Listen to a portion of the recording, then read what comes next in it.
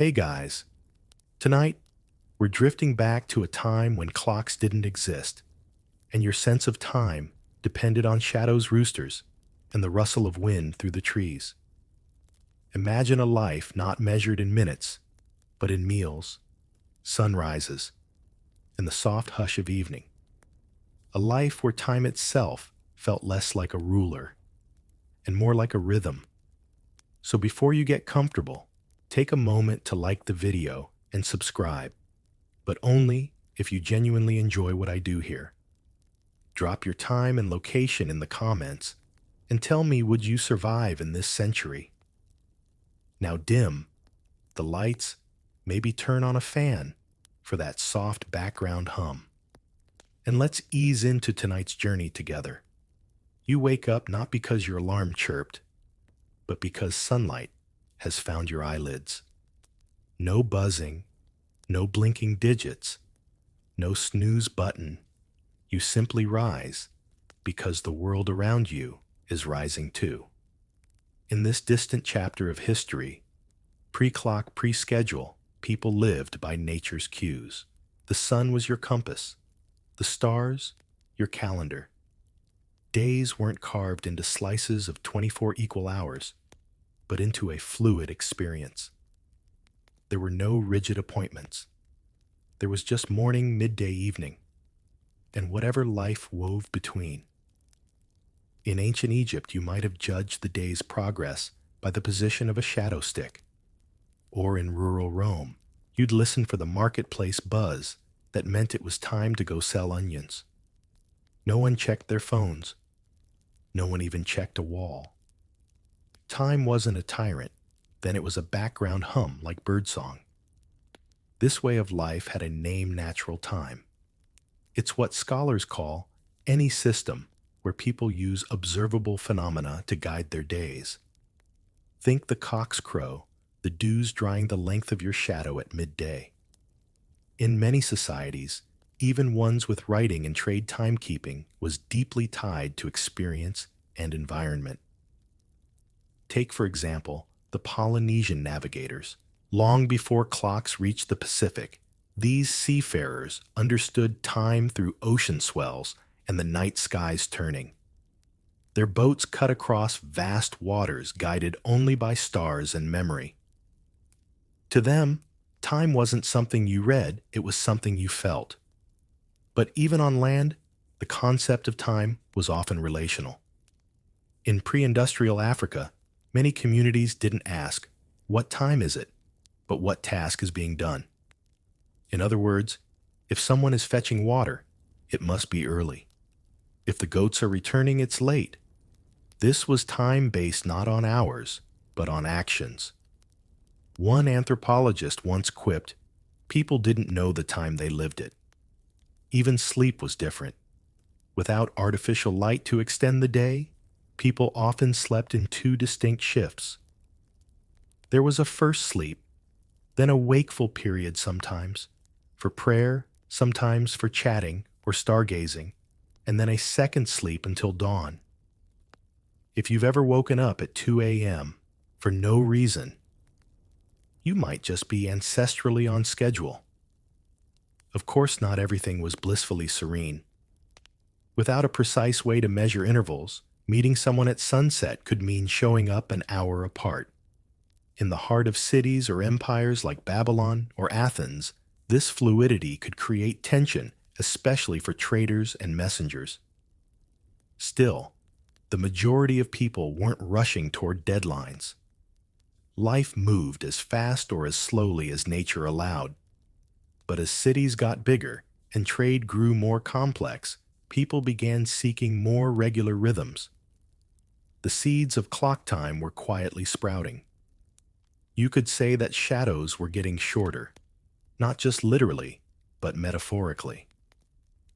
Time was about to go from something you watched to something that watched you.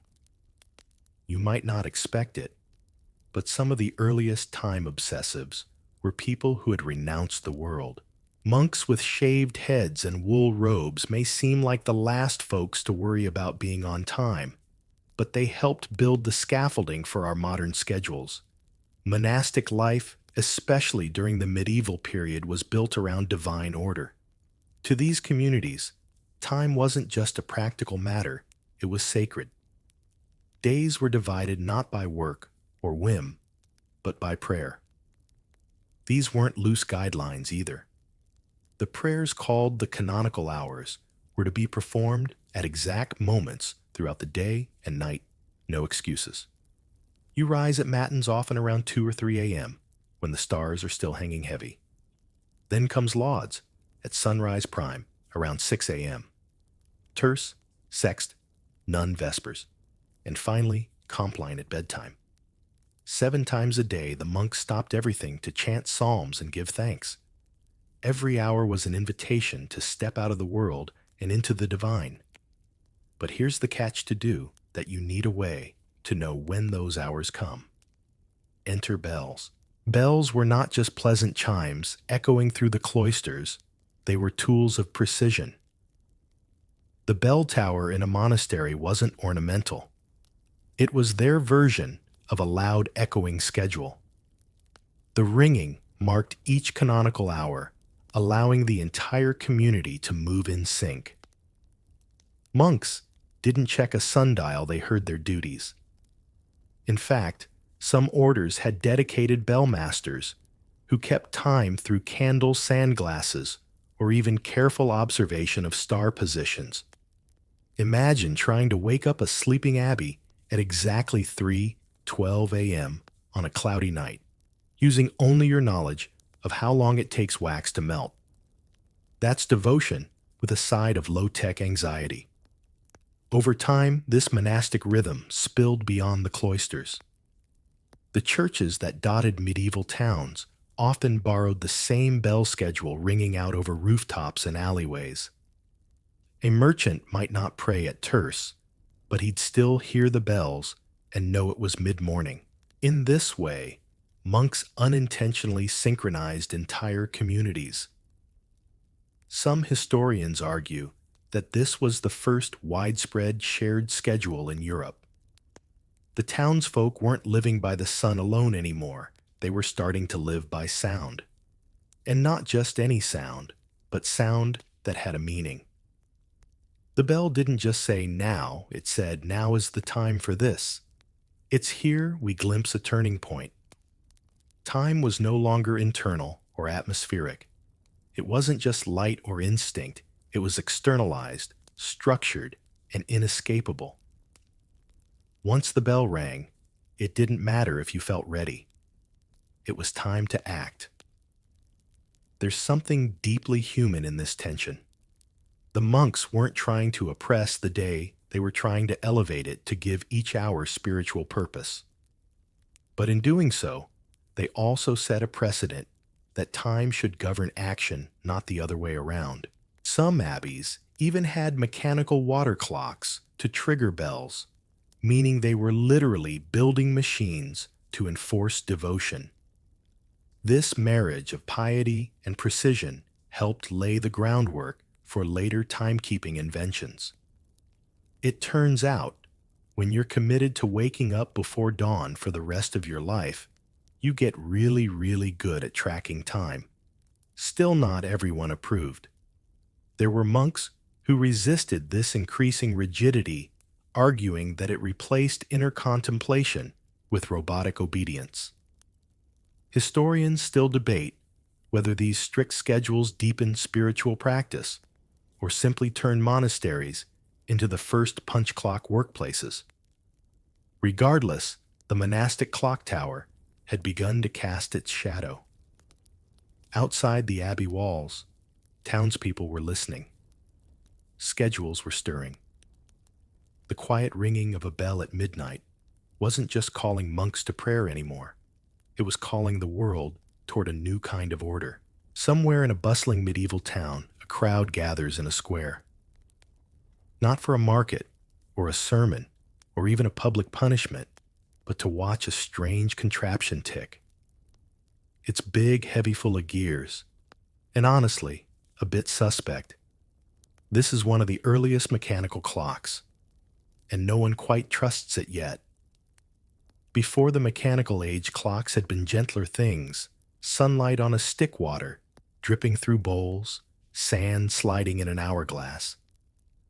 But around the 13th and 14th centuries in Europe, something new and noisy arrived: the weight-driven clock.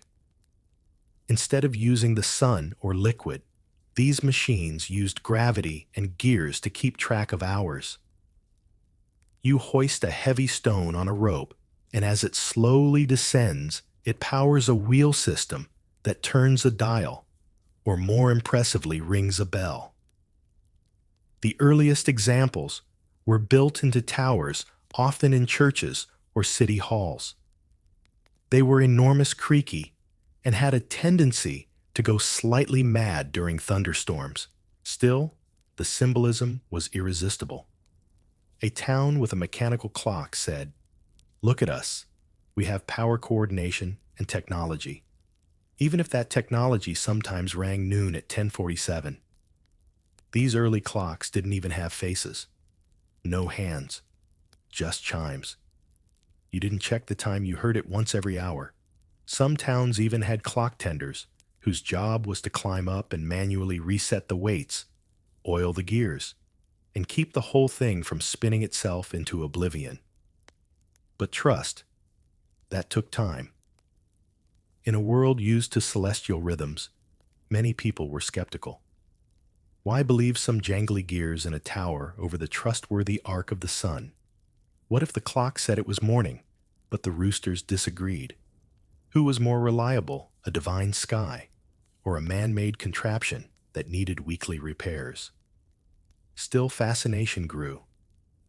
Some townspeople started organizing their days around the bell chimes. Bakers knew when to put loaves in the oven. Butchers started expecting apprentices to arrive not just early, but by the second bell. Slowly, the clock's rhythm began replacing nature's. Even then, accuracy was a work in progress.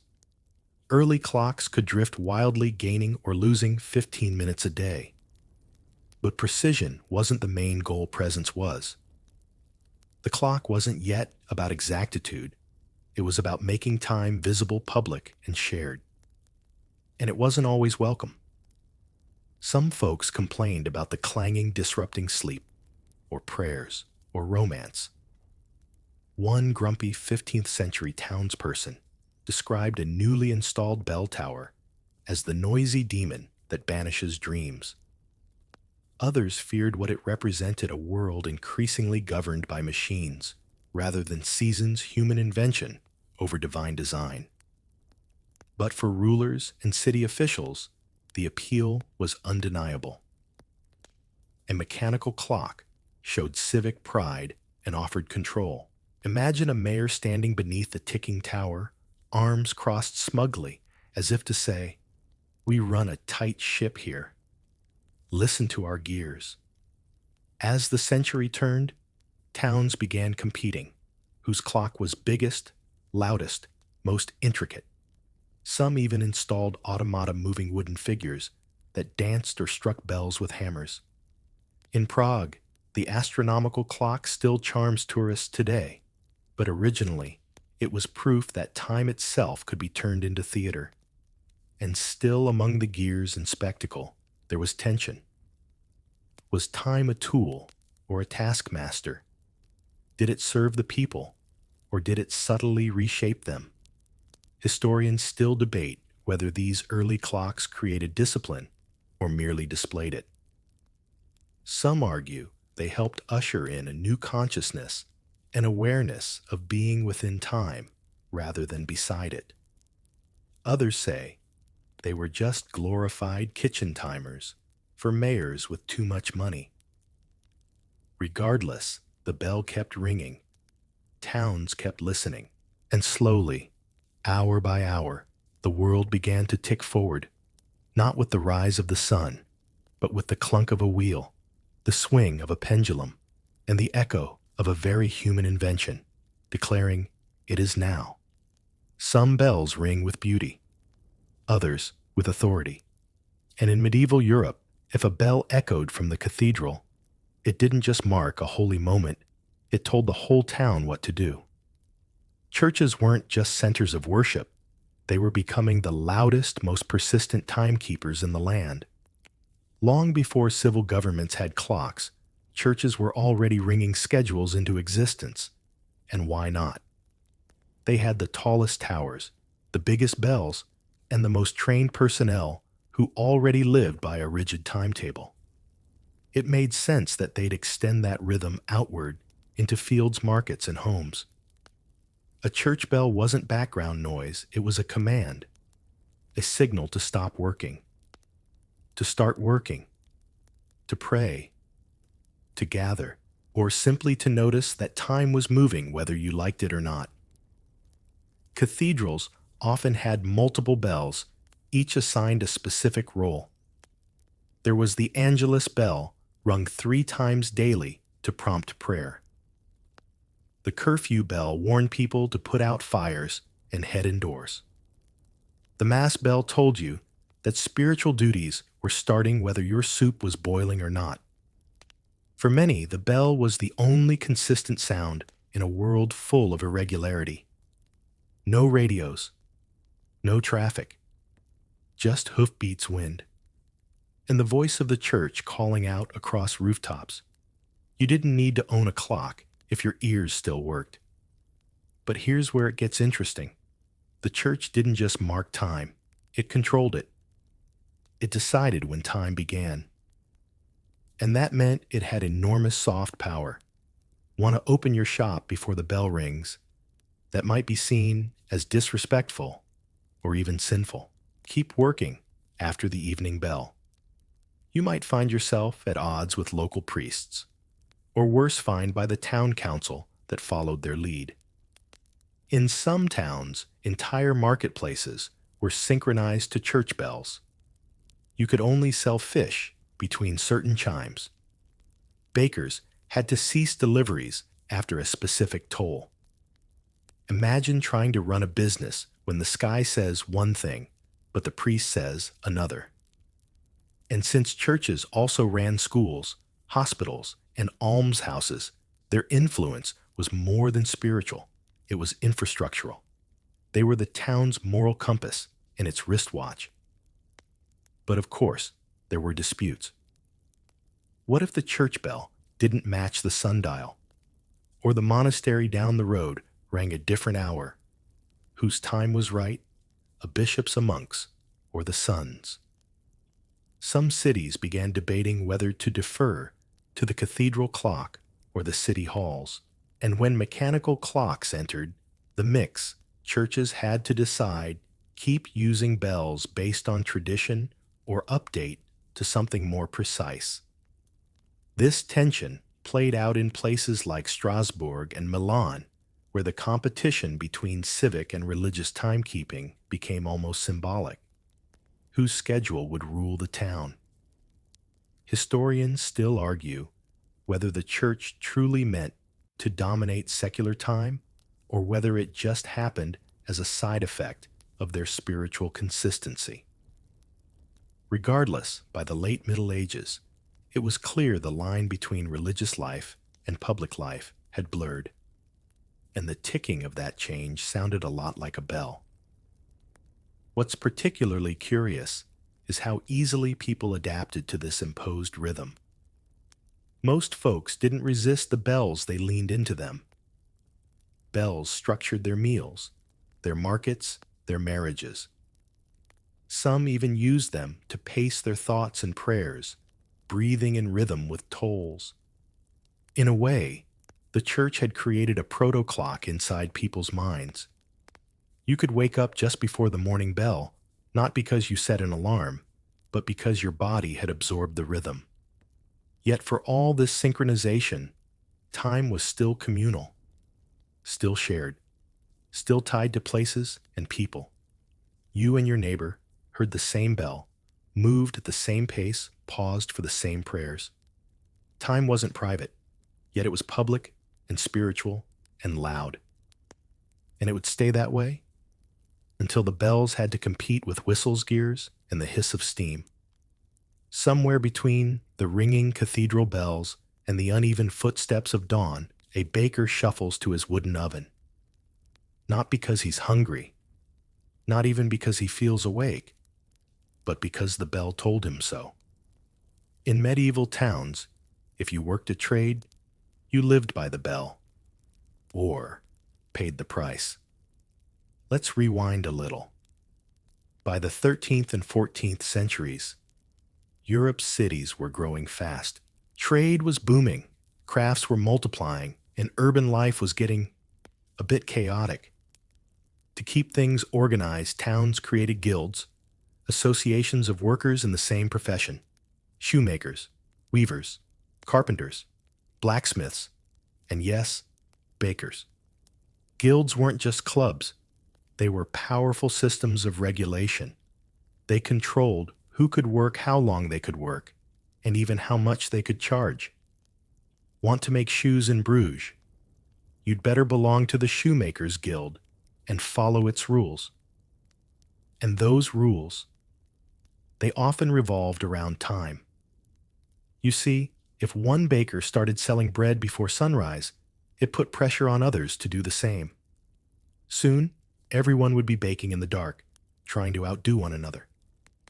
The guild saw that chaos coming from a mile away, so they used time to impose fairness. The solution bells. The bell from the church or town hall wasn't just for prayer anymore.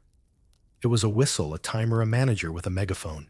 For many tradespeople, the bell marked when you could legally open shop. Start before the bell, you'd get fined. Stay open after it, same fate. In Florence, for example, there were rules about when cobblers could display their goods, and inspectors would patrol to ensure no one cheated. The idea was to protect workers and customers by keeping labor fair and prices stable. Even lunch breaks were sometimes scheduled by the bell. Midday chimes didn't just signal the hour, they gave you permission to breathe, or eat, or sneak a sip of ale behind your stall. For those working indoors like weavers or scribes, the bell meant less about sunlight and more about social structure. It told them when to start their first warp, when to take the ink off the parchment, when to finish a commission for the Lord 2 streets down. Interestingly, some guilds had internal timekeepers, members specifically responsible for ringing small bells inside the workshop. Think of it as an early version of the office manager shouting breaks over. And just like today's work, debates people pushed back. Some workers complained that the bells gave too much power to the guild masters. Others argued that not all tasks fit into neat hourly boxes. A tanner might say, "This hide takes as long as it takes." A candle maker might point out that wax doesn't care about the bell. Historians still argue whether this bell-based control truly helped workers or simply benefited the elites within each guild. Did it protect fairness or enforce hierarchy? Whatever the answer, one thing was certain: time was no longer just a cosmic force. It was contractual. If you violated time, you violated the rules. You weren't just disorganized, you were dishonest. This shift mattered. Before, time had been something you noticed like clouds or hunger. Now, it was something enforced, regulated, written into law, and hammered into routine.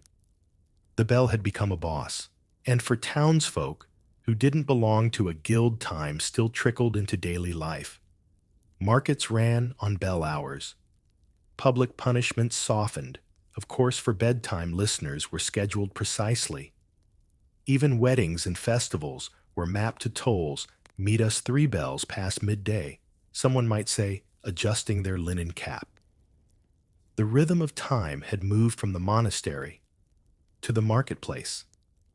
And as work schedules became more precise, people started craving even better clocks, more accurate bells, machines that didn't just toll generally, but told you exactly when your shift started. A few minutes off could mean a lost sale, or a scolding from your master. which is how we get eventually to inventions like the town horologe. But before we meet those majestic devices in their ticking glory, we need to step sideways into the world of ancient time hacks that tried long before the bell to tell us what time it really was. The next time you glance at your wristwatch or unlock your phone to check the hour, pause for a moment and imagine this: a shallow bowl filled with water, set carefully beneath a dripping spout, where time is measured not in numbers, but in drops. Long before bells and gears took center stage, people got creative with how they tracked time. Sundials, water clocks, fire clocks, devices that were as much about patience and observation as they were about technology, and every one of them had a personality. Let's begin with the sundial, probably the most famous of the bunch. Simple in concept, elegant in execution. A stick in the ground casting a shadow. As the sun moves, so does the shadow creeping around like a silent hand across the day. Ancient Egyptians used them, but so did the Greeks, the Romans, and even Chinese astronomers. The catch: they only worked when the sun was shining, which made them less reliable in, say, medieval England. So what did people do when the sky turned gray? Enter the water clock, or clepsydra. The basic version: a bowl with a hole in the bottom, allowing water to drain at a steady rate. You mark the inside with time intervals. As the water dropped past each line, you knew how long had passed. Some water clocks worked in reverse, filling slowly from a drip until the top overflowed. In places like Persia, India, and ancient China, water clocks weren't just scientific instruments, they were works of art. In medieval Islamic courts, some featured elaborate gears, tiny automata, and even dragons that roared every hour. Time here was not just tracked, it was performed. But let's not forget the fire clock, a curious invention. You take a thick candle, carve time intervals into its side, and let it burn. When the wax melts past a line, an hour has passed. Some monks even embedded tiny weights into the wax, so when a certain point burned through, the weight would fall and ring a bell. Historians still argue whether these were actually used day to day or simply ceremonial. But the idea remains fascinating: a flame slowly eating away at the hours, as if time itself were smoldering. In Japan, incense clocks were popular for centuries. Long spirals of scented powder burned in carefully measured tracks, with embedded strings or metal beads that fell and made tiny chimes. Imagine your day guided not by ticking, but by sandalwood and soft jingles. These methods weren't perfect. They depended on temperature, humidity, even altitude. Water might drip slower on a cold morning. Fire might burn faster in a dry room. But despite their quirks, these early clocks taught people something valuable: time could be shaped. And more importantly, it could be shared. A sundial on a public wall told everyone what time it was. A water clock in a temple meant the whole village could align their rituals. These weren't private tools. They were communal beacons. Of course, each society had its own rhythms. The Aztecs used a 260-day ritual calendar for sacred ceremonies. The Mayans tracked lunar and solar cycles with astonishing precision. Ancient Hindus followed planetary hours, assigning each part of the day to a different deity. In all these cases, time wasn't just scientific, it was spiritual, social, seasonal. And then came colonization. But wait, let's not get ahead of ourselves. Right now, what matters is this: the world didn't wait for mechanical clocks to care about time. People have always found ways to mark their moments by watching the sun slide across a courtyard wall or listening to incense crackle in the silence. Even without TikToks, and flashing screens, we've always had a sense that the day is moving. Some say that natural clocks like these are more humane. Less exact, yes, but also less demanding. They invite you to observe, not obey, to flow, not to race. And while most of these methods have long faded, they still linger in certain rituals, traditions, and sleepy corners of monasteries. Somewhere, someone is still lighting a candle, still listening for the last drip in a bowl, still living on time, measured by elements, not engines. Not all time is local. Not all clocks tick the same language. And once the European empires began to stretch their sails across the oceans, they carried with them more than gunpowder and trade goods. They brought a new way of thinking about time itself. Before colonization, many societies had their own beautiful, strange, and often cyclical ways of measuring the world. Time didn't always march forward in strict hours and minutes. It ebbed and flowed with seasons, harvests, tides, moons, and myths. But when ships arrived flying flags and holding compasses, they didn't just claim land. They claimed time. European colonizers brought their own calendars, bells and church clocks, and expected local populations to follow them. One of the biggest cultural shocks wasn't just language or dress, but schedule. Imagine being told your sacred lunar festival must now be moved, or worse, canceled, because the invaders run on Sundays and quarterly taxes. Let's look at some examples. In West Africa, many communities followed lunar calendars, where months began with the first sighting of the new moon. Days weren't measured in uniform lengths, but in events the time it takes to boil grain, or the journey between two villages.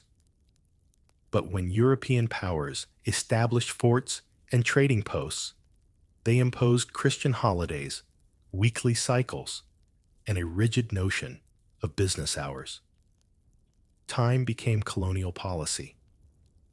In parts of South Asia, Hindu and Islamic lunar calendars governed not just religious life, but commerce and farming.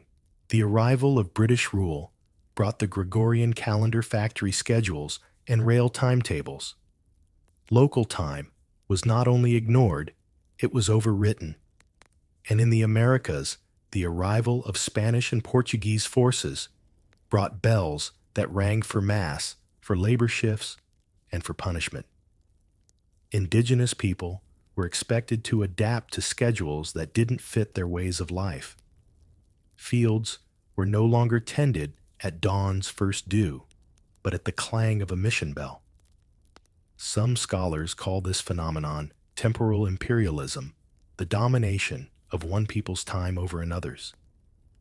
It wasn't always enforced violently, but it was insidious. If you miss a shift because your village celebrates the moon festival instead of the colonizer's payday, you're not just out of sync, you're in trouble. There are stories from Java where local workers were fined for arriving late, even when their own calendars didn't match up with Dutch systems.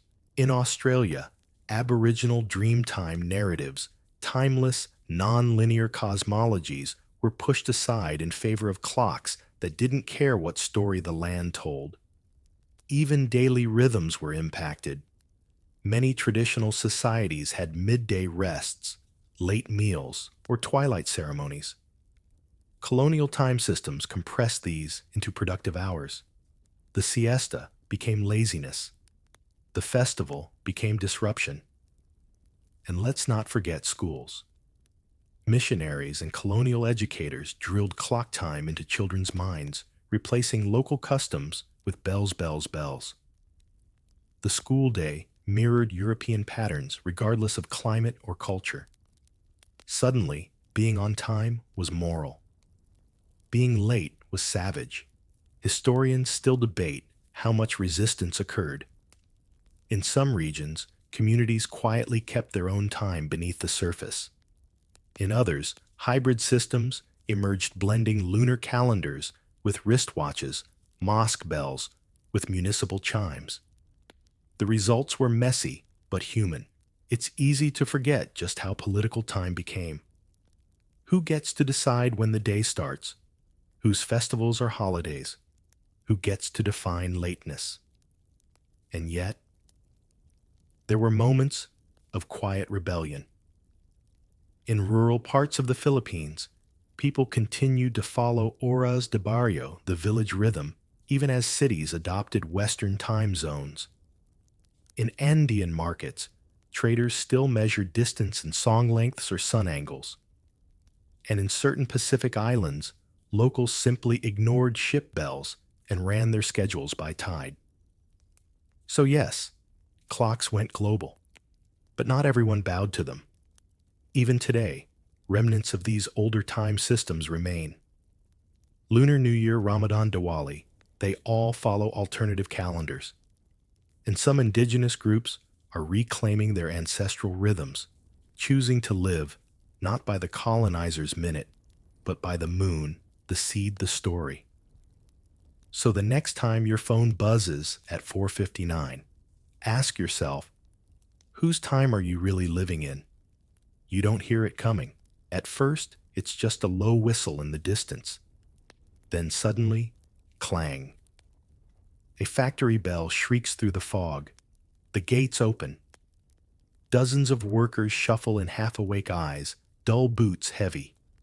Welcome to the Industrial Revolution, where time stopped flowing and started commanding.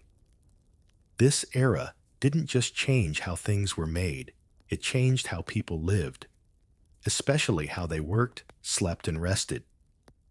Before your day bent around natural cycles, now it bent around the clock, specifically the factory clock. In the late 18th and early 19th centuries, machines became faster, louder, and greedier.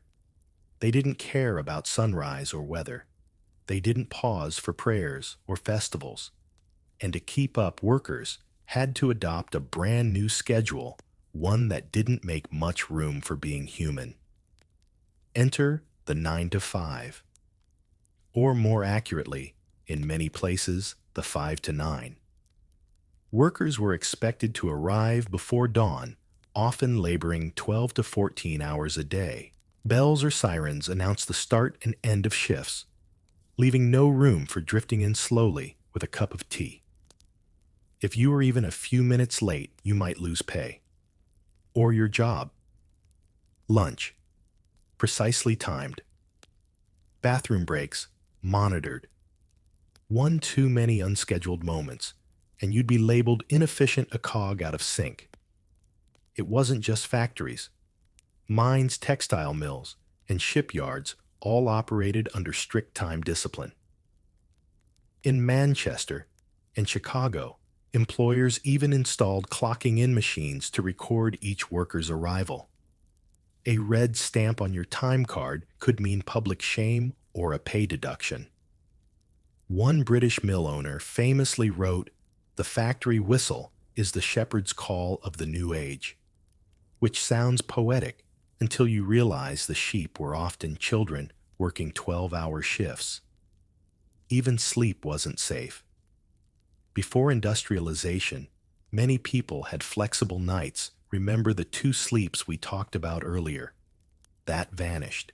Now, workers needed to cram all rest into one solid block, timed precisely between shifts. Alarm clocks, once a luxury, became a survival tool.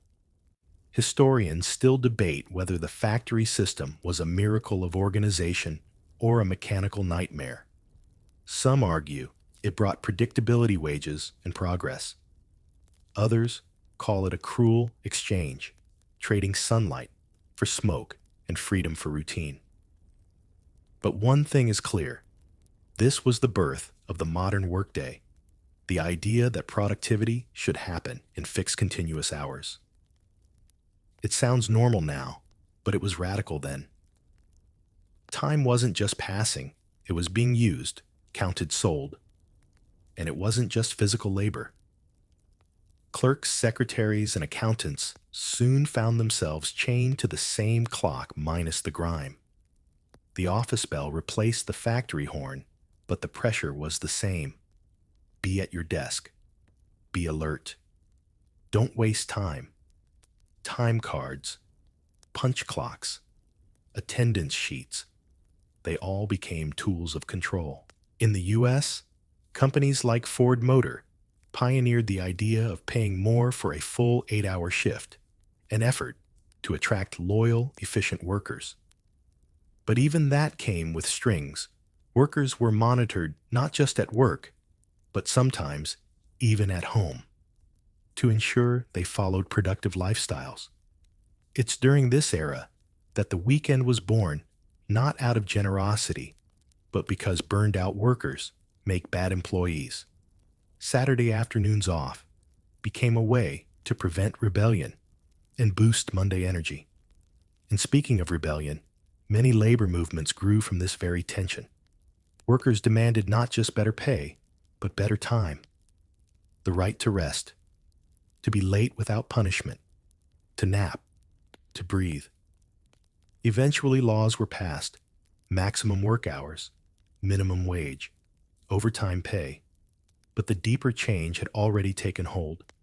Time was now a resource, something to be managed, optimized, and squeezed. Some factory owners even hired efficiency experts to study how long tasks took.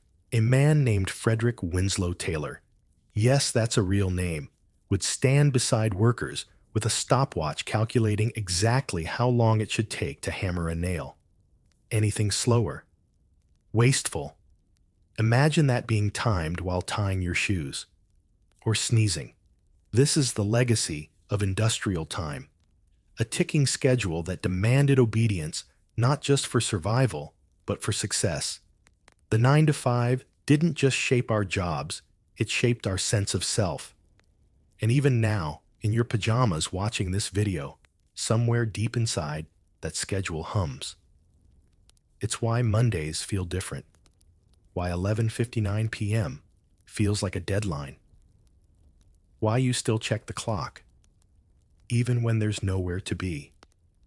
Picture this: two trains heading toward each other on the same track, each one following its own town's version of what 2:15 p.m. means. Spoiler alert, they crash. And from that twisted wreckage, humanity decides, maybe it's time we all agreed on what time actually is. Before the age of synchronized clocks, each town ran on what was called local time. Noon happened when the sun was directly overhead for that specific place, which meant that noon in Bristol wasn't noon in London, and noon in York different again. It made perfect sense when travel was slow and mostly on foot or horseback. Who cared if the sun rose at slightly different moments? But the 19th century changed everything. Steam-powered trains blurred distances. Suddenly, you could travel dozens of miles in an hour. And with that came a problem. If the train schedule said, departure 2:15, whose 2:15 did they mean? Early railroad timetables were a nightmare. Some companies printed different versions for each town along the line. A trip from Manchester to Liverpool might require you to mentally adjust for 5 different local times. Missed connections, delays, and yes, crashes became dangerously common. So railway companies started taking matters into their own hands. In Britain, the Great Western Railway was among the first to adopt a single standard London time, based on the Royal Observatory at Greenwich. In 1847, they began ignoring local time altogether. By 1855, most British railways had followed suit. London time became railway time, even if the local church bell said otherwise. But this led to some strange scenes. Town halls would still show true local time, while the train station next door insisted on something else entirely. There are records of buildings displaying 2 clocks side by side, one labeled local time and the other railway time. Confusing, absolutely. But it was better than collisions. In the United States, things were even messier. With thousands of towns across vast distances, each one slightly out of sync, railroad companies operated on their own private time zones. Some stations had up to 6 clocks on the wall, each showing a different railroad schedule. Imagine trying to catch a train when you need a decoder ring just to read the sign. By the 1880s, the pressure to standardize had reached a boiling point. In 1883, American and Canadian railroads came together and agreed to adopt standard railway time, dividing the continent into broad zones, each 1 hour apart. It was a bold move, and it wasn't even approved by the government. Just the railroad saying, enough is enough. At exactly noon, on November 18, 1883, known as the Day of Two Noons, train stations across North America adjusted their clocks simultaneously. Some towns protested, others had parades. But the shift had begun. Historians still debate whether this was the dawn of modern punctuality or just a necessary evil forced by technology. Either way, time was no longer personal. It was corporate, coordinated, controlled. In Europe, similar moves followed. France, Germany, and Italy slowly aligned their cities to single national times. Some resisted for decades, clinging to old rhythms. But eventually, the rails won. And yet something was lost in the process. The charm of local time, the idea that a town could live by its own sun, vanished. Instead, we began to serve a bigger, colder system. A network of clocks ticking in unison, regardless of clouds or customs. Still, there's something poetic about it. Trains crossing vast landscapes, all perfectly timed. Travelers stepping off platforms, knowing exactly where and when they are. It's a marvel of coordination. But also a little eerie, isn't it? That a whistle in one town can set the pace for another hundreds of miles away. From here, it was only a short leap to the next idea. If we can synchronize clocks within a country, why not across the world? But don't worry, we'll get there. For now, take a moment to breathe. You've just entered the era where time became a shared fiction, a powerful one, and it all started with a pair of trains that couldn't agree on the afternoon. Imagine slicing the earth like an orange into 24 neat wedges, each one exactly an hour apart. Sounds absurd, right? But one persistent Canadian thought it made perfect sense. And thanks to him, we now live in a world where time zones exist, whether or not your body agrees. Meet Sir Sanford Fleming. Yes, sir, Canadian engineer surveyor, an all-around lover of neatness. In the late 1800s, Fleming was helping build railroads across Canada when he hit the same headache as everyone else, chaotic timekeeping. He missed a train once because the local schedule was off. Not fashionably laid off full-day confusion off. And he thought, there has to be a better way. So he proposed something bold. Standard time zones, 24 of them, spaced evenly around the globe, each representing 1 hour of the 24-hour day. It was simple, clean, and deeply controversial. Up until then, every town followed its own version of solar time. The sun hits noon here, that's your noon, a few towns over. Different story. But Fleming's idea said, forget the sun. Let's use longitude. Every 15 degrees of the Earth's spin equals 1 hour. The world becomes a pie chart of punctuality. He presented this idea at conferences, wrote articles, and eventually convinced enough people that in 1884, the International Meridian Conference was held in Washington, D.C. Their diplomats from 26 countries gathered not to prevent war or divide land, but to divide time.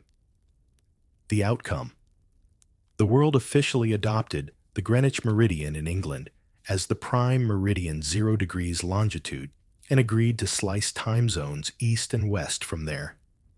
Each zone 15 degrees wide 1 hour apart. It was elegant. It was logical. And it was completely ignored for years. You see, governments liked the idea of global time, but didn't rush to adopt it. Some countries like France grumbled for decades. Others like China refused to be carved up. In fact, China still runs on a single time zone today, Beijing time, even though its land spans 5. Even when countries did adopt the system, they often fudged the lines. Some moved the borders to fit political boundaries. Others added half-hour or even 45-minute offsets. Nepal, for example, is +5:45 from UTC. Because why not? So instead of a perfect orange slice system, we got a squiggly spaghetti of time zones, political, cultural, and occasionally petty. One region in Australia once changed its clocks by 15 minutes just to be slightly different from its neighbors. In some border towns, crossing the street can mean jumping forward an hour or back.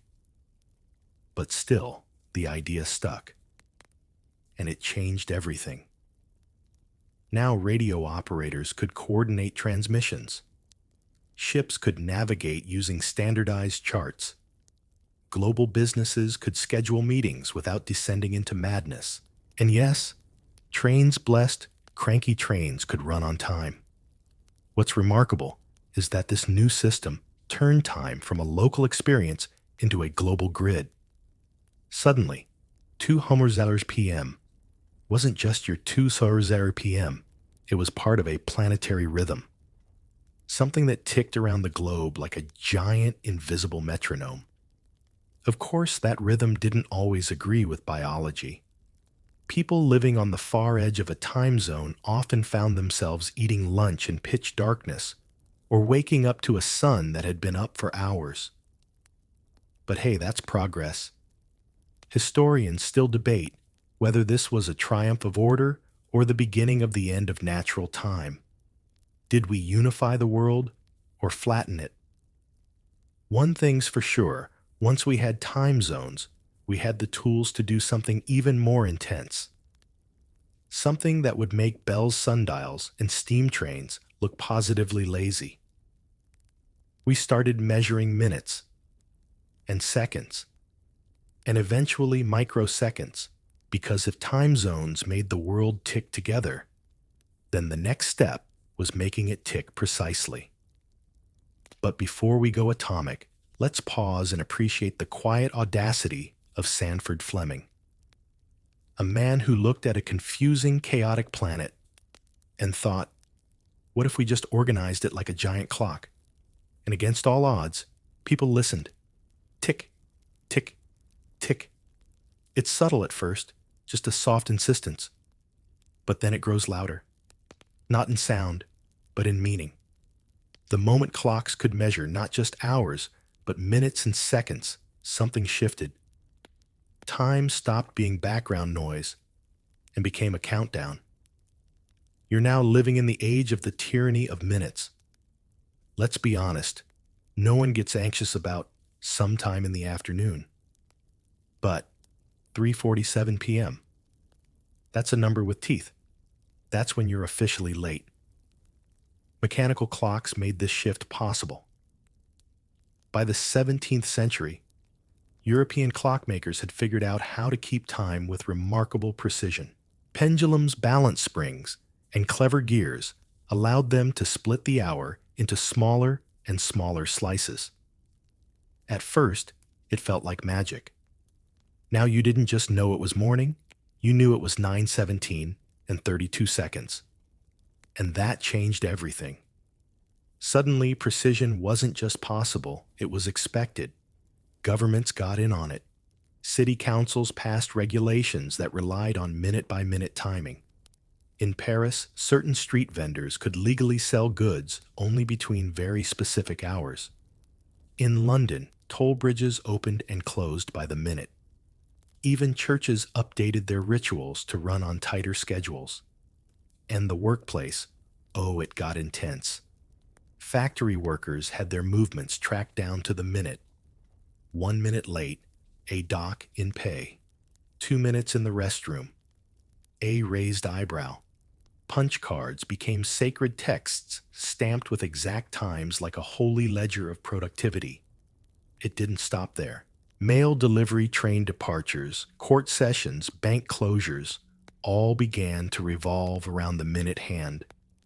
It's like the world took a collective breath and then tried to hold it forever.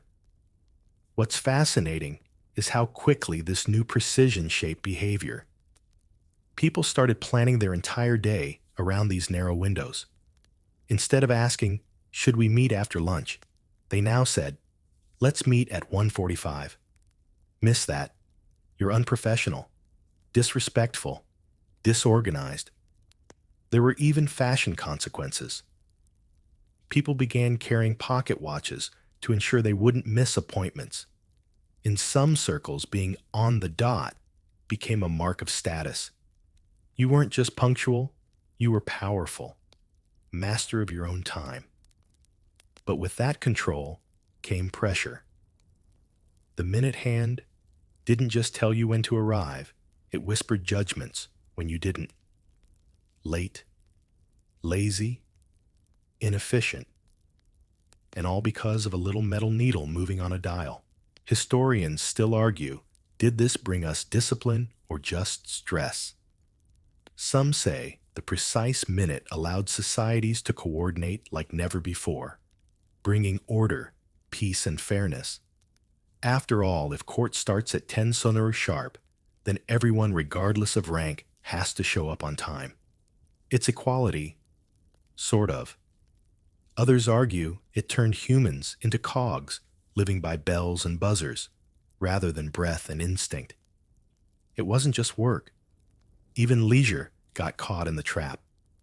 Theaters started performances on the minute. Train stations didn't wait for stragglers. You wanted to be part of the world. You had to obey the clock. Minute by minute. Some towns went as far as installing public clocks on every street corner so no one could claim ignorance. You'd walk beneath looming towers that silently judged your pace. You there, the minute hand seemed to say, you're running late. And once clocks could keep minutes, the natural follow-up came fast seconds, because why stop now? In the blink of an eye, the clock had transformed from a gentle guide into a stern taskmaster. Not cruel, just always present. Even language changed. Phrases like, in a minute to the second, beat the clock, and run out of time entered everyday speech. The minute had invaded our thoughts. And of course, not everyone followed. Rural communities held out longer still, living by sun and season. But the city ticked. So the next time you check the time and realize you're 7 minutes late, remember, that wasn't always a sin. There was a time when time gave you some space, but that space is shrinking. And we're about to shrink it even further, because once we mastered the minute and second, we asked ourselves, can we go smaller? Can we measure time more precisely than anything else in the known universe? Turns out, yes. And all it took was splitting atoms. At first, time lived in the heavens, marked by stars, moons, and seasons. Then it was shouted by bells, tracked by gears, and stamped onto factory cards. But now, it lives on your wrist. It's hard to overstate how weird this was at first, the moment when clocks stopped towering above town squares, and instead slipped into your pocket, and eventually your sleeve. The world's relationship with time got personal.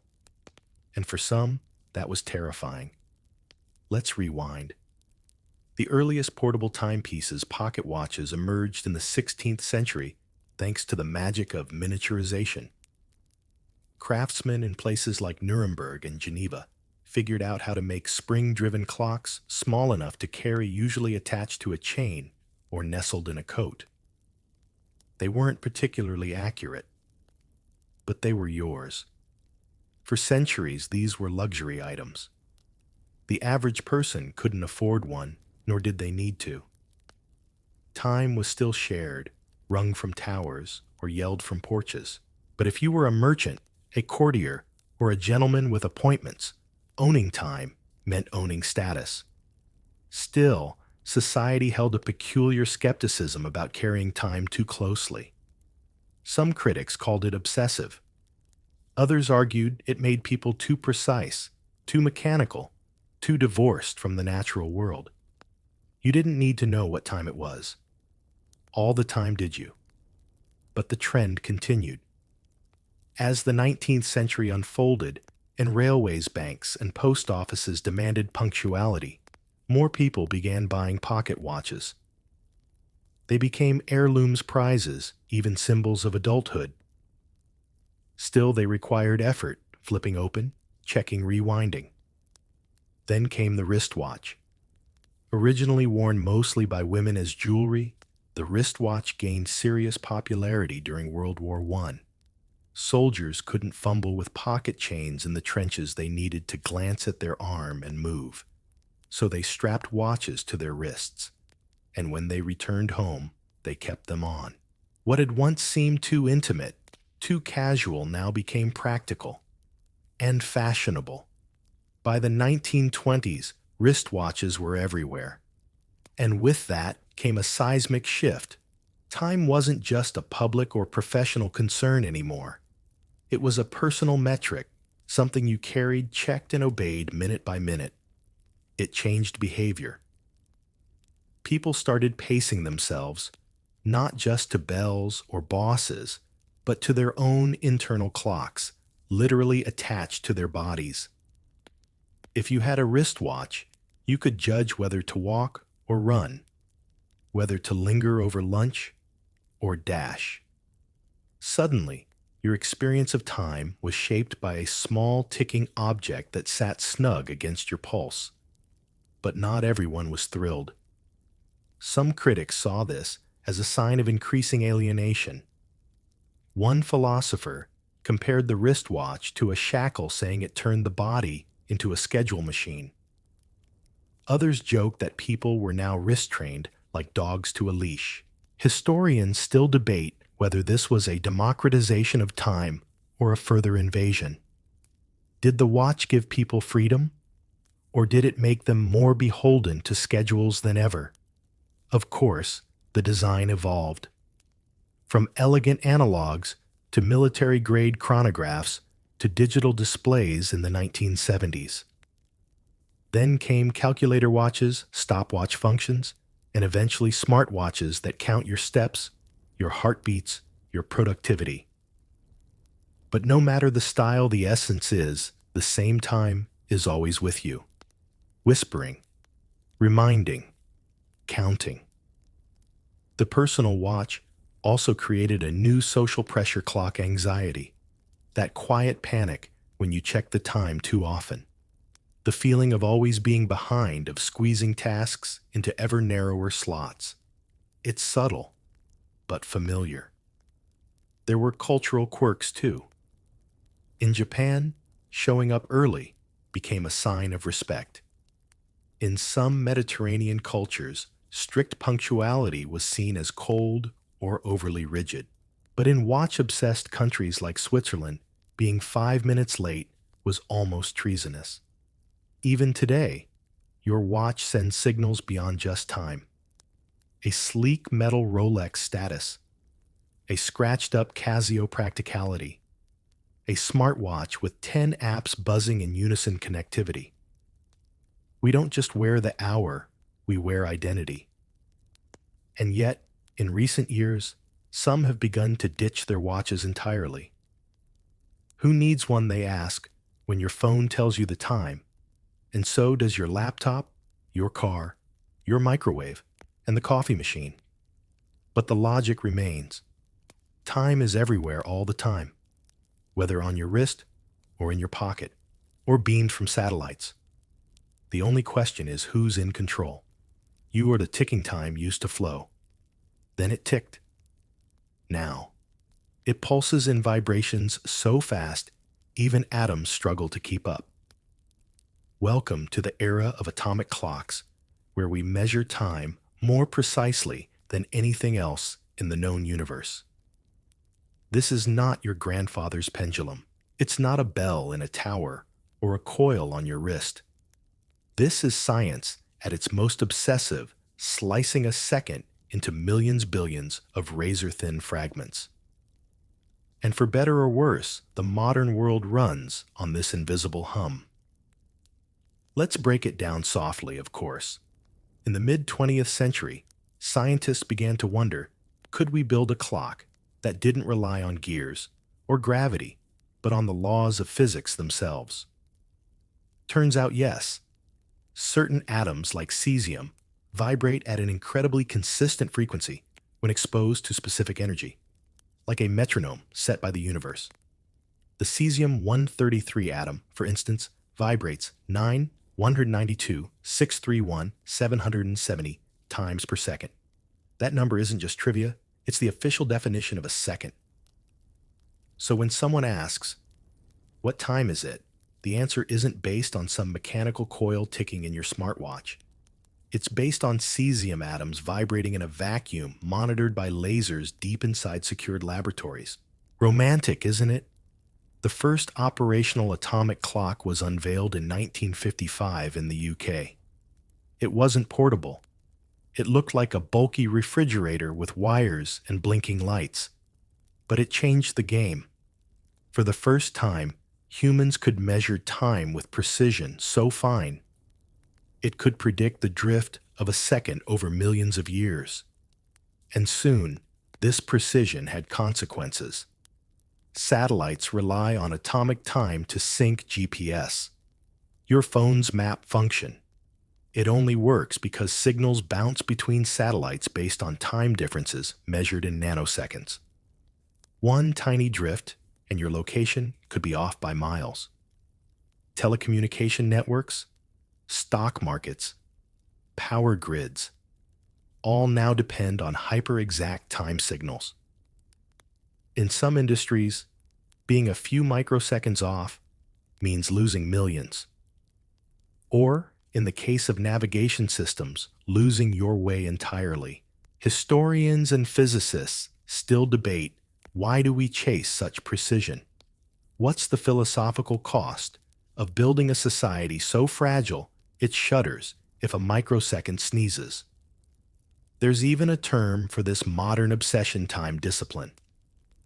A phrase that once applied to monks or factory workers now applies to everyone everywhere. And the clocks just keep improving. After cesium came rubidium, then hydrogen macers, then optical lattice clocks, which promise to be 100 times more accurate.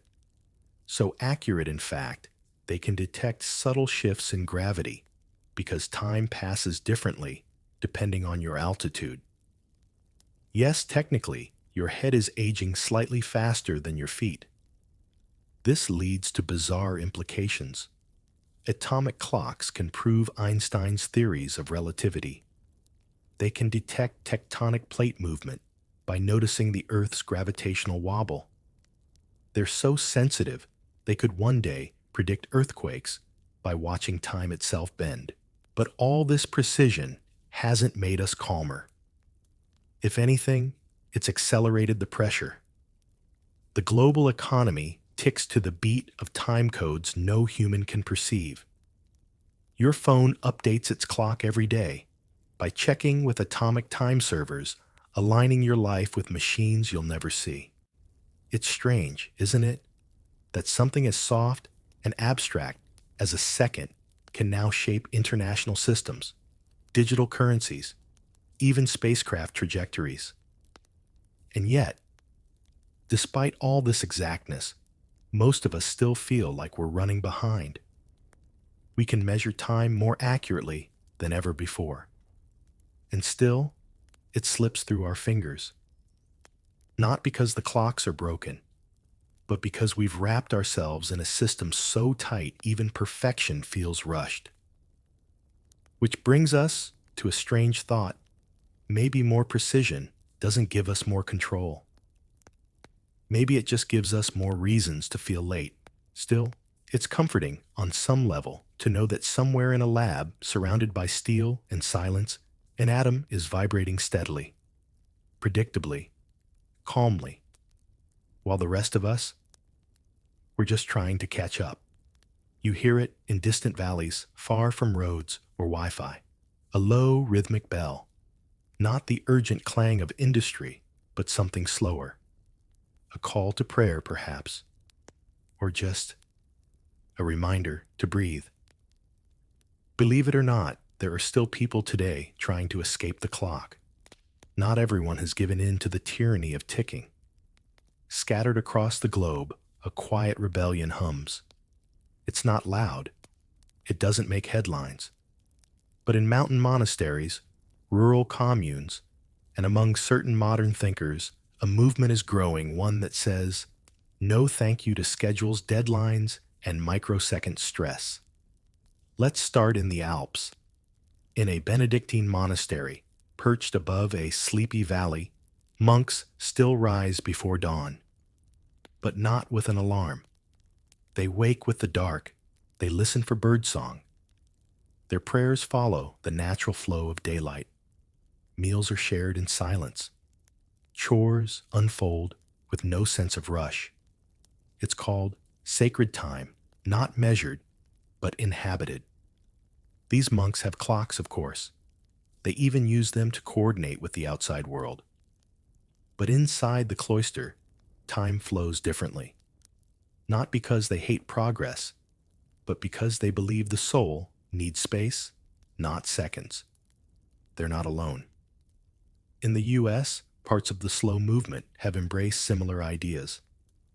People design their days around natural rhythms. They eat slow food, work fewer hours, turn off digital devices at sunset. Some even wear watches with no numbers, just a blank face to remind them time is present, but not bossy. In Japan, a small temple uses incense clocks, as in ancient times. Visitors meditate while the fragrant smoke curls upward. There's no timer. The moment ends when the incense does. Then there's the chronoskeptics, philosophers, and artists who argue that standard time is an illusion, a trap we built to serve capitalism. They call for a return to seasonal time where productivity is guided by harvests and weather, not quarterly reports. Even in the tech world, certain designers are pushing for calm technology interfaces that don't buzz every hour, don't constantly update, don't remind you how long you've been online. Apps that nudge you into balance instead of panic. Some families have gone full analog. No clocks in the house, no alarms. Meals happen when people are hungry. Bedtime follows yawns, not digits. Schooling, structured loosely around curiosity and weather. One parent described it as living in a time-lagged bubble, peaceful, but occasionally confusing when trying to catch a flight. Historians still debate whether this is resistance or luxury. After all, most of us can't just abandon schedules. Jobs, childcare, and grocery store hours are still built around the clock. For many, escaping time isn't a choice, it's a privilege. But even within rigid systems, people find little loopholes. Someone takes a timeless walk every morning, refusing to check their phone until lunch.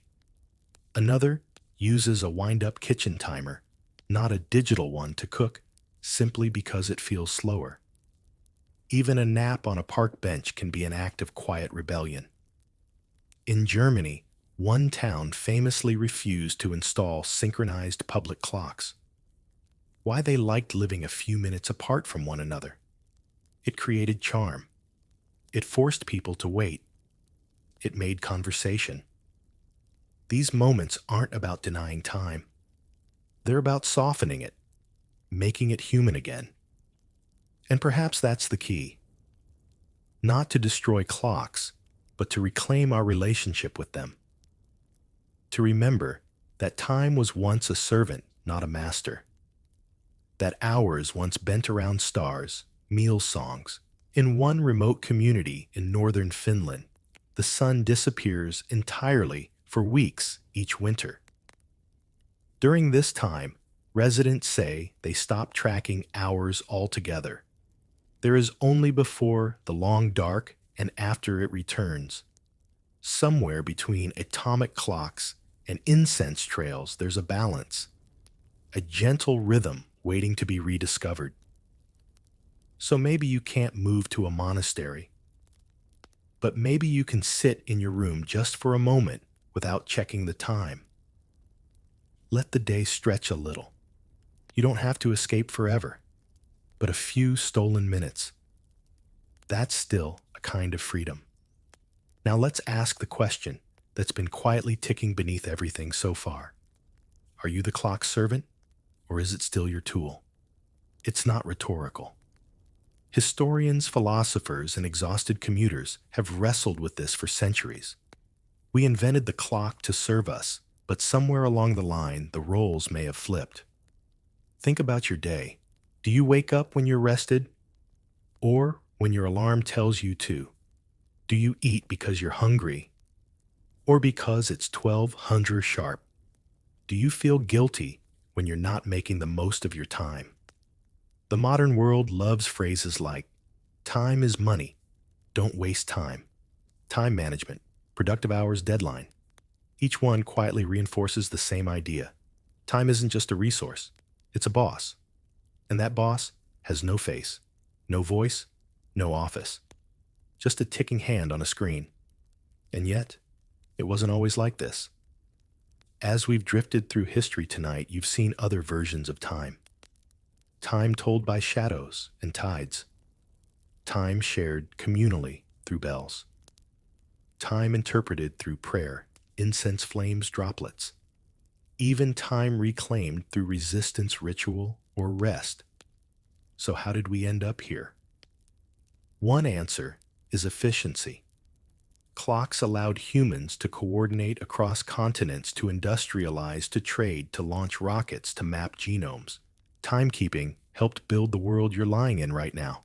Lights glowing, screen, humming soft, fan, purring in the background. But here's the paradox. The more precisely we've measured time, the less of it we seem to have.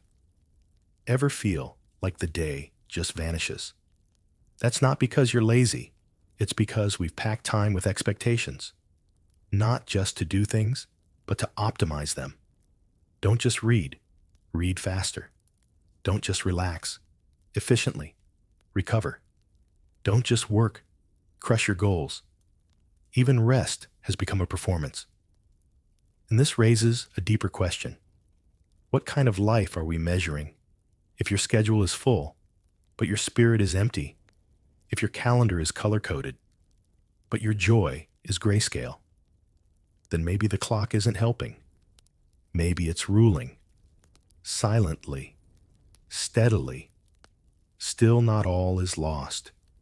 There's a reason people now use time-tracking apps not to improve productivity, but to understand where their time goes. There's a reason sleep apps track dreams, and mindfulness apps remind you to pause. Even in our most digitized moments, we're still trying to renegotiate our contract with time. Historians continue to debate whether the clock is a liberator or a leash. Some say it gave us freedom from chaos, superstition, randomness. Others argue it took something precious, the freedom to feel, to drift, to simply be. In the end, maybe it's both. A servant can become a master, but a master can also choose to reset the terms. In this world, no clocks ticked. There were no seconds, no hours, just rhythms carved into the sky, the soil, and the bones of tradition. You wander through misted rice fields just before dawn, barefoot ears filled with the chirp of crickets and the far-off clang of temple bells. In the distance, a paper lantern flickers, guiding your sleepy steps down an ancient path. Somewhere, an old farmer glances up at the milky moon and quietly nods. Yes, today is Bing Yin, a fire tiger day. He doesn't need a smartwatch to tell him this. He carries the calendar in his breath. So before you get comfortable, take a moment to like the video and subscribe, but only if you genuinely enjoy what I do here. Drop your time and location in the comments and tell me, would you survive in this century? Now dim the lights. Maybe turn on a fan for that soft background hum, and let's ease into tonight's journey together. The ancient Chinese calendar wasn't just a way to tell time, it was a worldview, a rhythm, a cosmic dance painted across centuries. You might expect a system of sunrises and sunsets, maybe a lunar cycle or two. But what you get instead is an opera of elements, animals, and cosmological poetry. It begins with the moon.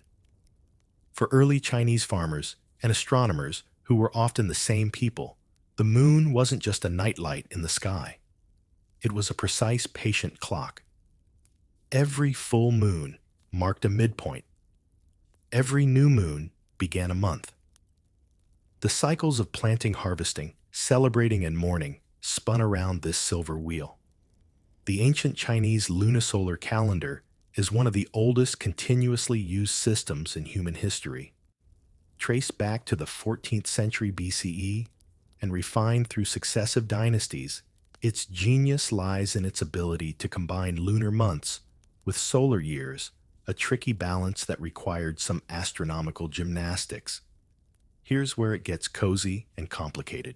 Each year was composed of 12 lunar months, just like in many traditional cultures. But lunar months only add up to about 354 days, meaning the calendar would slip 11 days every year if left unchecked. So every 2 to 3 years, the system slipped in an entire leap month to catch up with the solar year. You can imagine the villagers murmuring, "Ah, yes, it's a leap moon year, extra dumplings for the mid-autumn festival." But the magic doesn't stop there. Time was also divvied up, using the heavenly stems and earthly branches, a 60-day cycle combining 10 heavenly elements and 12 earthly animals.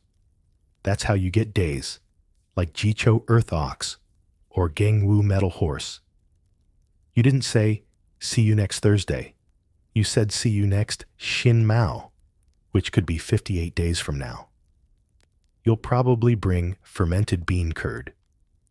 And then, of course, there were the 5 elements: wood, fire, earth, metal, and water, each paired with a yin or yang polarity. Your birthday wasn't just a date, it was a snapshot of celestial chemistry. Oh, you're a yang fire dragon fierce. My uncle was one. He burned down his own laundry hut in the 9th year of Kangxi. The season's also a spectacle. The Chinese calendar carved the year into 24 solar terms, 2 per month each, with a poetic name and subtle shift in nature. Think grain, rain, white dew, frost's descent. These names sound like album tracks from a lo-fi playlist, but to ancient observers they were real guideposts: when to sow millet, when to prepare winter stores, when to wear an extra tunic. Imagine waking up one day and knowing it's start of spring, not because your calendar says February, but because plum blossoms have cracked open and the winds have changed direction. Historians still argue whether these seasonal terms were purely observational or rooted in mythic symbology, but most agree they held immense practical value for farmers and court astrologers alike. Ah, yes, court astrologers. In imperial times, keeping the calendar accurate wasn't just smart, it was political. Emperors were seen as intermediaries between heaven and earth. If the calendar was off, if a festival came too early, or a solar term drifted, then something was cosmically wrong. Crops failed, floods came, and worst of all, rebellions brewed.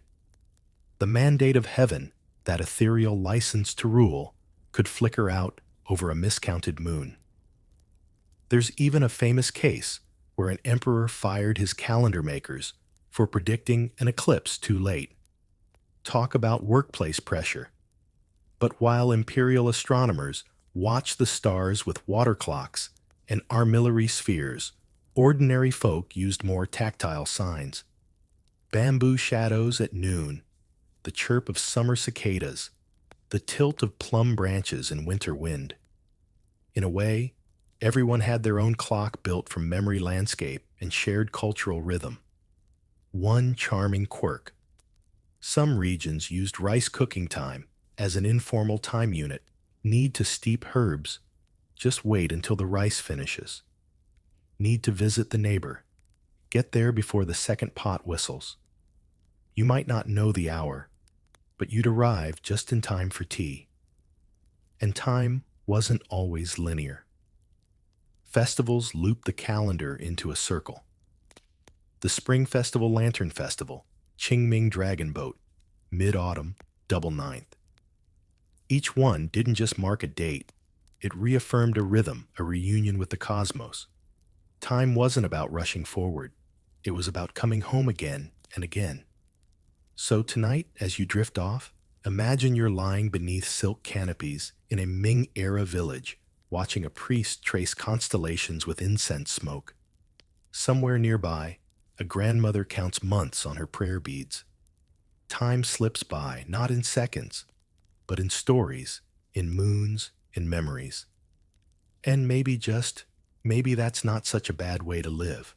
What if showing up on time meant tracking 3 calendars at once and still being more punctual than most modern humans?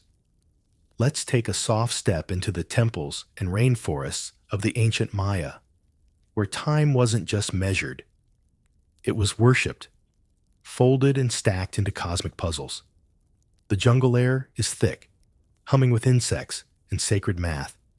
You walk between stone pillars carved with swirling glyphs. A priest stands atop a pyramid, not checking his wristwatch, but reading the sky. The day isn't Tuesday, it's 9-15. Pop in the 11th, Baktun. Simple, right?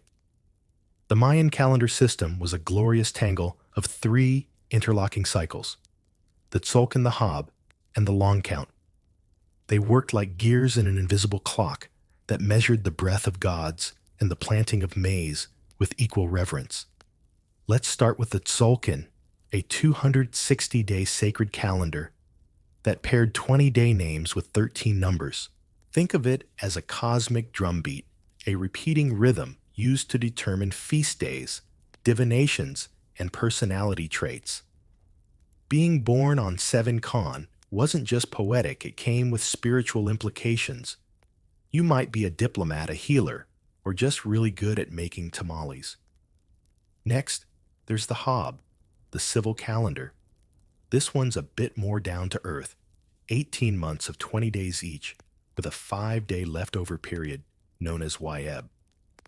The Maya believed this nameless week was a liminal time full of bad omens and cosmic glitches. People stayed indoors, avoided travel, and generally acted like it was Mercury retrograde, but for 5 straight days. Historians still argue whether Wyeb was feared or just seen as a time out from normal life. Either way, you wouldn't want to schedule a wedding then. These 2 calendars, the Tzolk'in and Hob, interlocked like gears.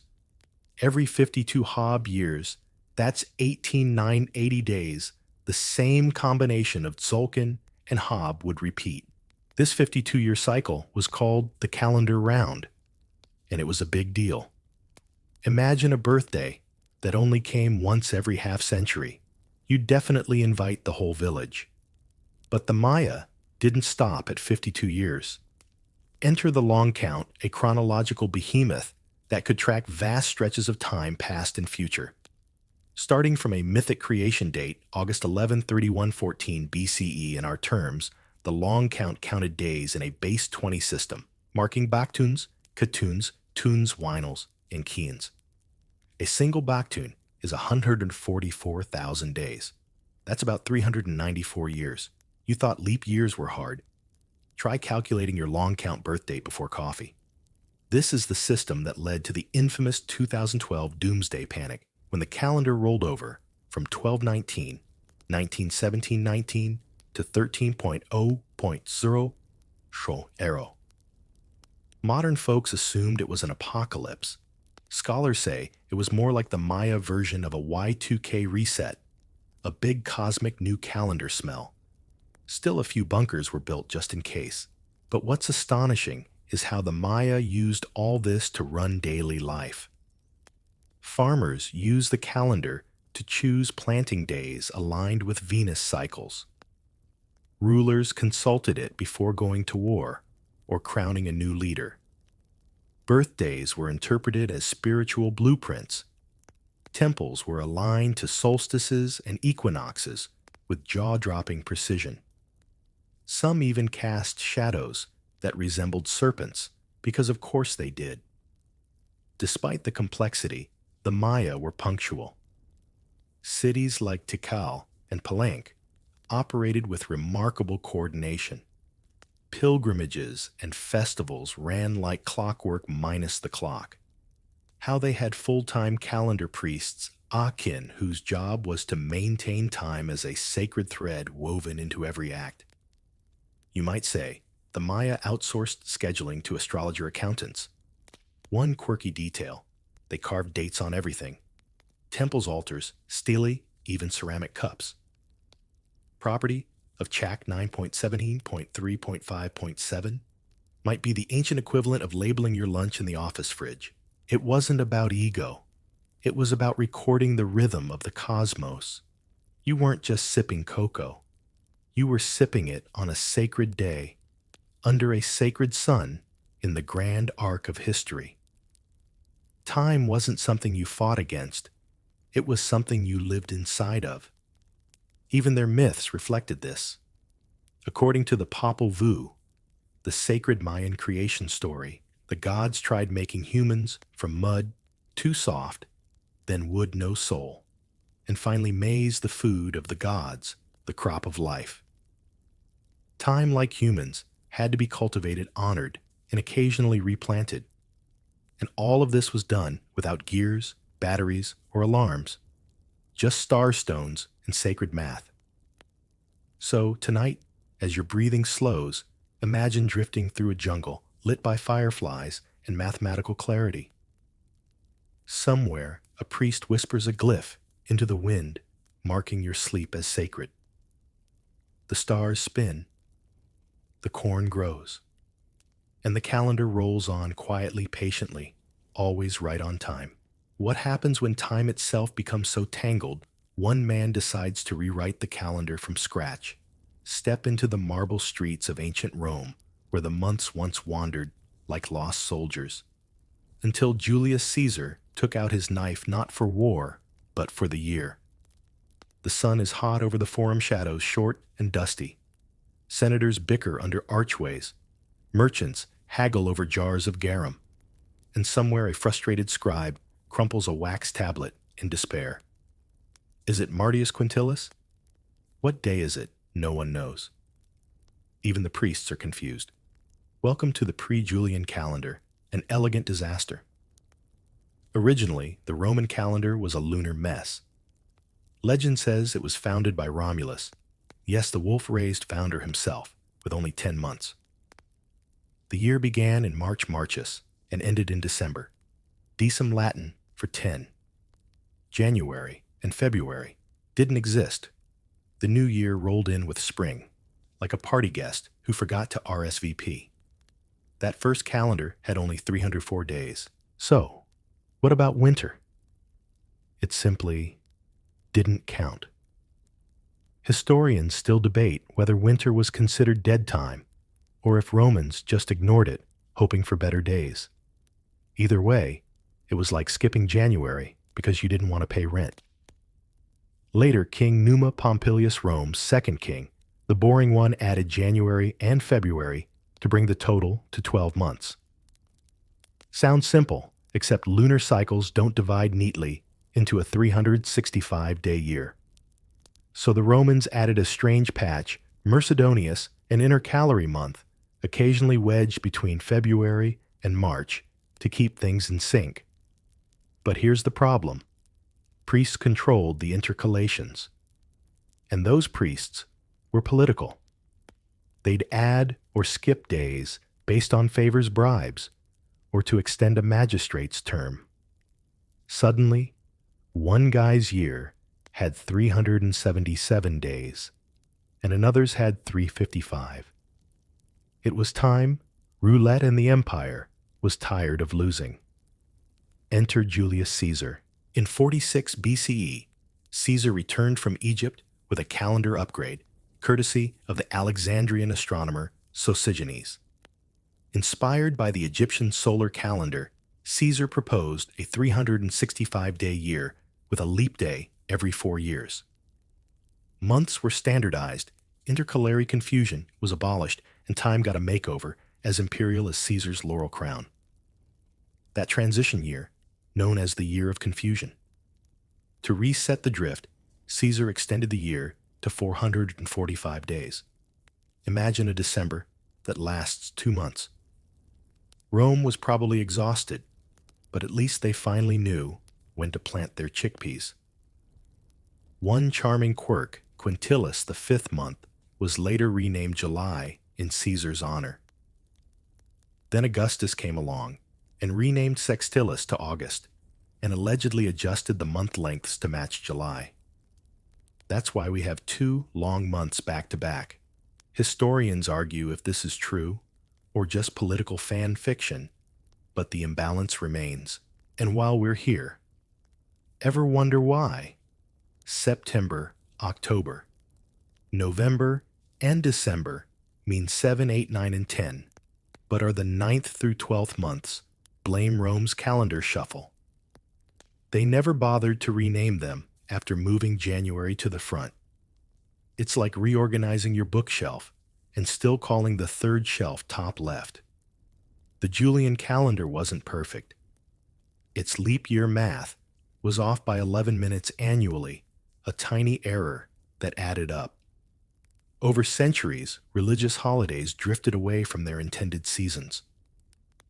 Eventually, Pope Gregory XIII would step in to fix it, giving us the Gregorian calendar we use today. But that's another section. Still, the Julian reform was a turning point. It tamed time, or at least gave it a toga and sandals. Rome's new calendar wasn't just a civic tool. It was a statement, a declaration that the Republic could master even the heavens. Temples now aligned with solstices, harvests were regulated, and imperial birthdays etched into marble. Time was no longer a shapeless mist. It was Roman orderly and slightly smug. Imagine being a farmer under Caesar's rule. One year you're sowing barley in what feels like October, and the next, everything makes sense. The sun rises a little more predictably. Festivals feel timely again. You can even plan a wedding without worrying if the month might disappear. And that's the beauty of it. Picture the Roman countryside under a golden sun. A scribe hums gently while carving a neat kalends into his tablet. Olive trees rustle. The day is marked the month fixed, and for once everyone knows exactly what time it is. What if every hour of your day wasn't just a tick of the clock, but a thread in the universe's grand design? We glide into the vibrant heart of the Indian subcontinent, where time flowed through stars' scriptures and planetary pull, not wristwatches. A conch shell echoes across temple courtyards. Incense rises like spiral galaxies. Somewhere under a banyan tree, a priest consults a worn almanac stitched with stars. You feel it in the air. This moment isn't random, it's charged. Welcome to the world of the Panchangam, India's astrological calendar. This wasn't your average wall calendar with cute kittens. A panchangam, still used today in many Hindu traditions, is a breathtakingly intricate system that blends astronomy, astrology ritual, and rhythm. It doesn't just tell you the date, it tells you the nature of that day, the flavor, the energy, the celestial mood.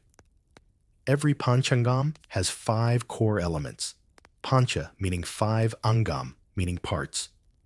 Let's peek into those gently. First, there's Tithi, the lunar day. Each Tithi reflects the distance between the sun and the moon, a constantly shifting celestial relationship. Some days, like the full moon, Purnima, or new moon, Amavasya, are charged with specific energy. Full moons are good for celebration reflection, or maybe binge eating sweet rice pudding. Then there's Nakshatra, the constellation the moon is passing through. The moon travels through 27 nakshatras in a lunar month, each with its own personality. Are you born under Rohini? Expect beauty and charm. Mula. You might have a mischievous streak. Historians still debate whether these star sign traits were meant to be symbolic or literal, but families still consult them when naming babies or arranging marriages. The third part is yoga, a calculation that blends solar and lunar positions to determine the overall feel of the day. Not the stretchy kind of yoga, but the cosmic vibe kind. Think of it as the emotional weather report. Fourth is Karana, which divides each Tithi into 2 halves, offering even finer granularity. If Tithis are days, Karanas are morning moods versus evening ones. Want to plant a sacred tree? Maybe wait for the right Karana to bless the roots. And finally, Vara, the weekday, named after the 7 visible planets. Monday is ruled by the moon, Tuesday by Mars, and so on. It's why Indian languages still use planetary names for days. Budhwar for Wednesday, Buddha, Saksh, Mercury, Shukravar for Friday, Shukra, Venus. So yes, your weekly planner was secretly planetary all along. Together, these 5 parts form the day's cosmic DNA. Imagine planning your life around this. Want to launch a business? Check your nakshatra. Marry your sweetheart. Let's wait for a favorable yoga. Even everyday tasks, cutting your nails, starting a journey, eating mangoes might be influenced by the Panchangam's counsel. Of course, not everyone followed every detail, but the structure gave rhythm to the unpredictable. It was like sailing with the wind rather than against it. And for many, it still is. Layered over this calendar were the planetary hours, or hora. Each day was divided into 24 horas, each ruled by a different planet in a repeating cycle. Mars hours brought boldness. Venus hours brought charm. Saturn hours. Maybe stay indoors with tea. Priests used this system to time rituals, offerings, even haircut appointments. Historians still debate whether hora timings were used across all castes or just temple circles, but its influence remains threaded into the culture. Even festivals pulsed with cosmic timing. Diwali, the festival of lights, falls on the darkest Amavasya. Holi erupts after the full moon of spring. Navaratri, a 9-night festival of goddess energy, is calibrated to an exact moment when celestial forces are believed to shift. These weren't just dates. They were thresholds, cosmic doors opening to mystery. But here's the delight. All of this was written not in dusty equations, but in poetic Sanskrit verses sung by village astrologers with rhythm and metaphor. Time was lyrical, not mechanical. A good Panchangam reader could sound like a bard spinning time into verse and verse into wisdom. And while the Gregorian calendar clipped along with its neat squares, the Panchangam breathed. It inhaled stars, exhaled ceremony. Even today, millions still consult it before major decisions. In a world ruled by seconds, the Panchangam whispers, "Feel the moment, don't just count it." So as you fall into deeper rest, imagine lying beneath a sky, with 27 names each singing to the moon as it floats by. A bell rings, a jasmine blossom falls. Time doesn't tick. Here it blooms, fades, and circles back again. What if your calendar had 13 months, and your country was happily stuck 7 years behind the rest of the world? You step quietly into the highlands of East Africa, where time ticks to its own drumbeat, and the year ends with sunshine and singing. The scent of roasted coffee and eucalyptus lingers in the air. A church bell echoes across the hills. You glance at your phone, it says 2025. But here in Ethiopia, it's still 2017, and it's only September, for the second time. Welcome to the Ethiopian calendar, a system so unique and resilient it has defied empires, missionaries, and modernity itself. It's based on ancient roots, guided by a different star. And yes, it really has 13 months. Let's start with that number. 12 months in the Ethiopian year. Each have exactly 30 days, none of this 31 or 28-day inconsistency. And then there's a bonus month, Pagum, which means the forgotten days. Pagum lasts 5 days, most years, and 6 in leap years. It's a gentle footnote. At the end of the year, a sacred pause, a built-in week for reflection. Some say Pagume is like a national exhale. Others treat it as a spiritual rest stop. Either way, it means that every year ends with the same soft rhythm. No last-minute calendar panic, just time stretched out kindly. But where does the 7-year gap come from? The Ethiopian calendar is based on the ancient Coptic system, which itself came from the Alexandrian calendar, tracing back to ancient Egypt. Unlike the Gregorian calendar used by most of the world, the Ethiopian system calculates the birth of Jesus 7 to 8 years later, based on a different interpretation by early Christian scholars. While Pope Gregory XIII's calendar moved forward to match the solar year more closely, Ethiopia didn't follow the change. They kept their own rhythm. So while the rest of us rang in the year 2000 with Y2K panic and fireworks, Ethiopians celebrated 1992 with patience prayer and 0 computer crashes. And the new year. It doesn't fall in the dead of winter. Enkutatash, or Ethiopian New Year, arrives on September 11th or 12th in leap years.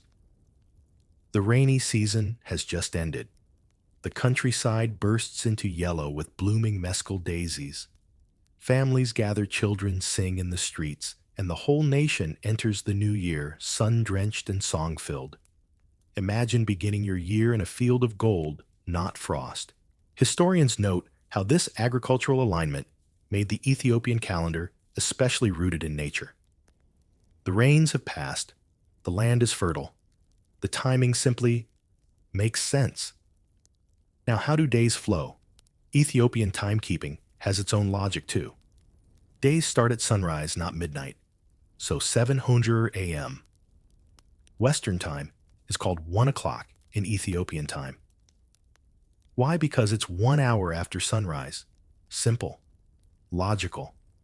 A little mind-bending the first time someone offers to meet you at 2 when the sun is already high in the sky.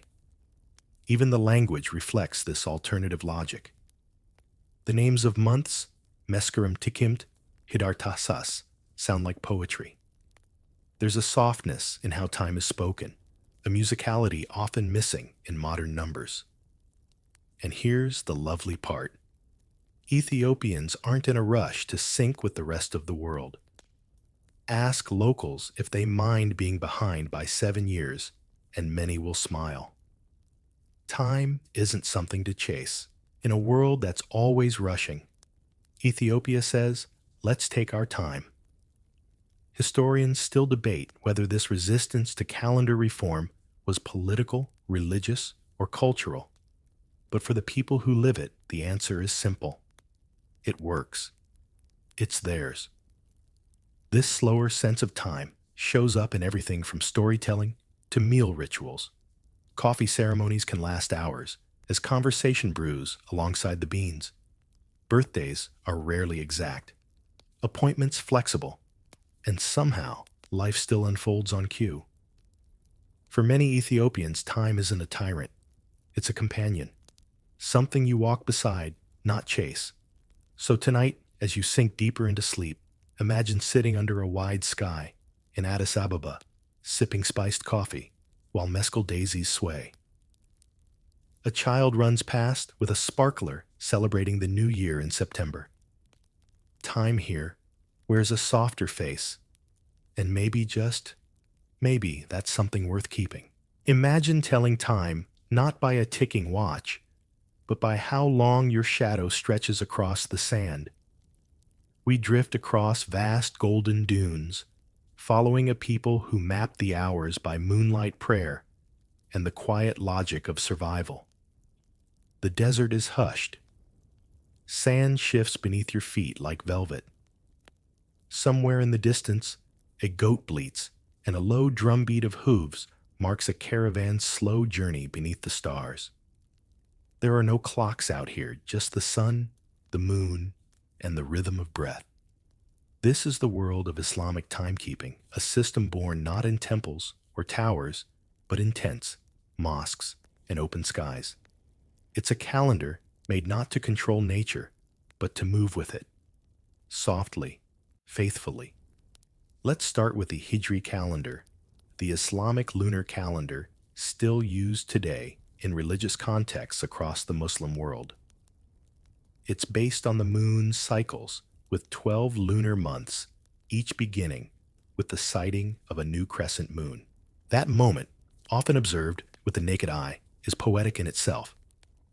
Time here begins not with a number, but with a whisper in the sky. Each lunar month is about 29.5 days, meaning the Islamic year totals just 354 or 355 days, about 11 days shorter than the Gregorian solar year. So Islamic months drift backward through the seasons over time. One year, Ramadan might fall in summer. A decade later, it's in spring. It's as if the sacred is always on the move, just like the desert tribes who first observed it. Historians still discuss whether this drifting was intentional or simply the byproduct of a nomadic lifestyle. But either way, it gave Islamic time a distinctive flow, like dunes shifting in the wind, always moving, always returning. And what about daily time? Forget minutes and seconds. Traditional Islamic time is divided by prayer times, known as the 5 salat. Each one is tied not to a number, but to a celestial event. Fajr dawn, when the first light appears. Dur, just after the sun passes its highest point. Asr, the late afternoon, when your shadow becomes longer than your body. Maghrib at sunset. Isha, when darkness fully settles. This system didn't just mark the day, it shaped it. Meals, trade, journeys, and rest all flowed around these intervals. Time wasn't a straight line. It was a circle of devotion, gently pulling life back to center 5 times a day. To keep track early, Muslims used observation, not devices. Shadows were measured with sundials, or more commonly, with the human body itself. When your shadow is twice your height, it's time for Asr. Practical, portable, deeply human. One clever tool. The mikya is a type of water clock used in mosques to track time before modern technology. But even more common was simply listening. Muezzins would climb minarets to call out the prayer times, their voices echoing across cities and deserts alike.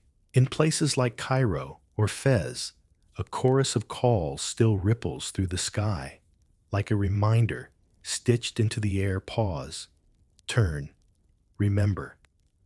And while Islam embraced precise astronomy for religious calculations, moon sightings determining Qibla, the direction of Mecca, and calendar adjustments, it never let time become a master.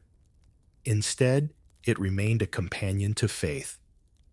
A particularly charming detail, Islamic scholars developed complex astrolabes, gorgeous brass instruments with spinning dials and star charts. These were used to calculate prayer times, moon phases, and direction. Some were so intricate, they make modern watches look like plastic toys. You can imagine a desert scholar lying under the stars, aligning his astrolabe with a constellation, whispering calculations into the night. But even then, there was softness, flexibility. Islamic jurists allowed for differences in moon sightings across regions. You didn't need to be exact, you just needed to be present. Even Islamic months carry spiritual flavor. Ramadan fasting and reflection. Dhu al-Hijjah, pilgrimage to Mecca. Muharram, a sacred time of remembrance. Each month isn't just a name, it's a call, a doorway into ritual and meaning. So as you close your eyes, tonight picture yourself beneath a desert moon. A lone figure walks toward a distant minaret, his shadow stretching long across the sand. The wind carries the soft call to prayer. There's no hurry, no alarm, just time fluid, faithful, and utterly divine. What if your calendar wasn't ruled by numbers, but by cherry blossoms, rice harvests, and moon viewing festivals? We slip into the quiet elegance of old Japan, where time moved with the seasons and the schedule followed the plum trees. The temple garden is silent but alive. Bamboo sways in rhythm with the wind. A crane lifts its wings at the edge of a pond. Somewhere nearby, a courtier in embroidered silk consults a scroll, not to check a date, but to feel the rhythm of the moon. Welcome to the wonderfully complicated and poetic Japanese lunisolar calendar. For over 1,000 years, Japan used a timekeeping system rooted in China's traditional calendar, but modified for local culture, geography, and ritual. The result, a beautifully complex structure where time was part science, part ceremony, and part cherry blossom forecast. Let's start with the basics. The Japanese calendar divided the year into 12 lunar months, each beginning on the new moon. To keep the months aligned with the solar year, they occasionally inserted a leap month called Uruzuki. But unlike Western leap days, these weren't regular or automatic. Scholars and astronomers carefully decided when to add them based on meticulous moon observations. Historians still argue whether this process was guided more by observation or by imperial politics. But one thing's clear, it was never boring. Each month had a poetic name. For example, Mutsuki, January, month of affection. Kisaragi, February, clothes wearing month, because it's cold. Yayoi, March, new life. Satsuki, May. Early rice, planting time, wasn't just a marker, it was a mood. But here's the twist. Even though the months were numbered and named, people often didn't care about dates the way we do.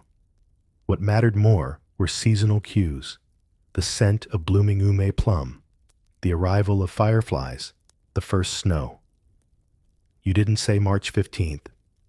You said, the camellias have fallen. You marked your calendar by how the world felt.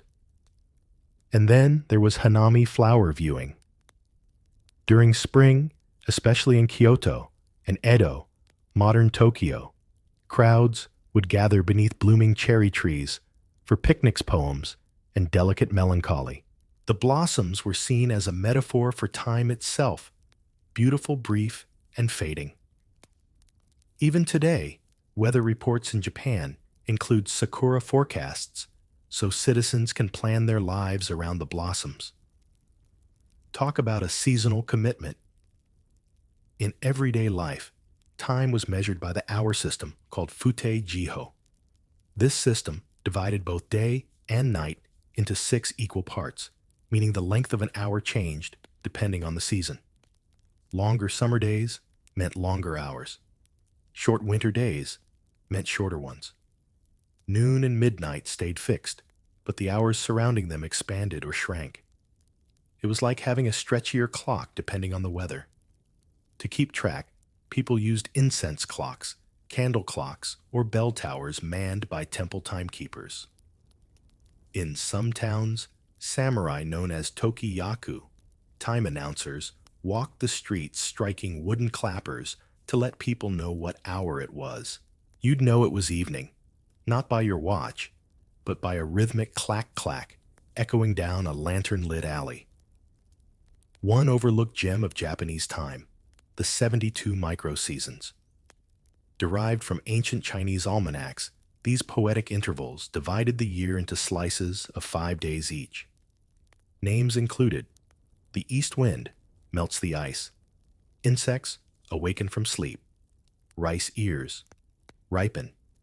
Each one captured a subtle shift in nature, encouraging people to notice the tiny details. The world became your calendar. You weren't counting days, you were listening to them. And this timekeeping system persisted for centuries, right up until 1873, when Japan officially adopted the Gregorian calendar during the Meiji Restoration. It was part of a larger push to modernize, westernize, and streamline. And yet many of the older rhythms survived hidden in festivals, rituals, and daily speech.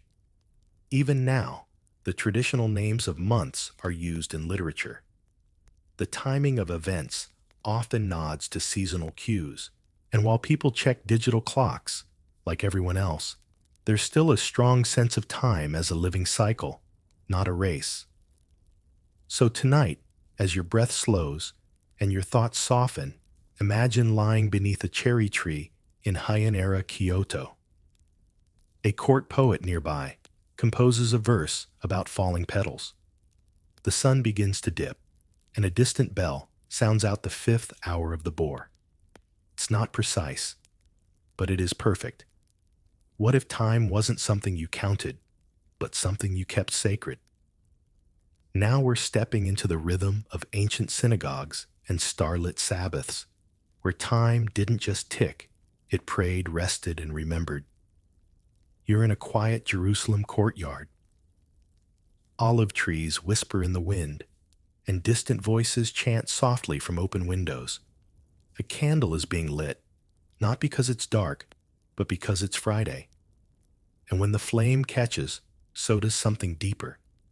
Time slows. Welcome to the Hebrew calendar, a spiritual system built not around minutes, but moments. The Hebrew calendar is lunisolar, like several we visited, but with a uniquely layered spiritual purpose. It combines lunar months with a solar year adjusting regularly with leap months to keep festivals in their proper seasons. But more than any technical detail, what sets this calendar apart is its relationship to holiness. Let's start with the structure. There are 12 months, each beginning with the new moon. Months like Tishrei, Nisan, and Av aren't just time markers, they're containers for sacred meaning. Every phase of the year is embedded with ritual and remembrance. And in 7 out of every 19 years, a leap month, Adar 2, is added to keep Passover and spring where it belongs. No drifting holidays here. The cycle always returns to where it's meant to be. Each day begins not at midnight, but at sunset. That's right. The Jewish day starts in the evening based on the Genesis creation story. And there was evening, and there was morning. So when the sun sets on Friday, it isn't winding down the week, it's welcoming the Sabbath, or Shabbat, the holiest day of all. Shabbat is one of the most radical ideas in human history, a weekly mandatory sacred pause. From sundown Friday to sundown Saturday, no work is done, no money exchanged, no emails. The world continues spinning, but you don't. You rest, you reflect, you reconnect with family, community, and self. Historians still debate how revolutionary this was in its time.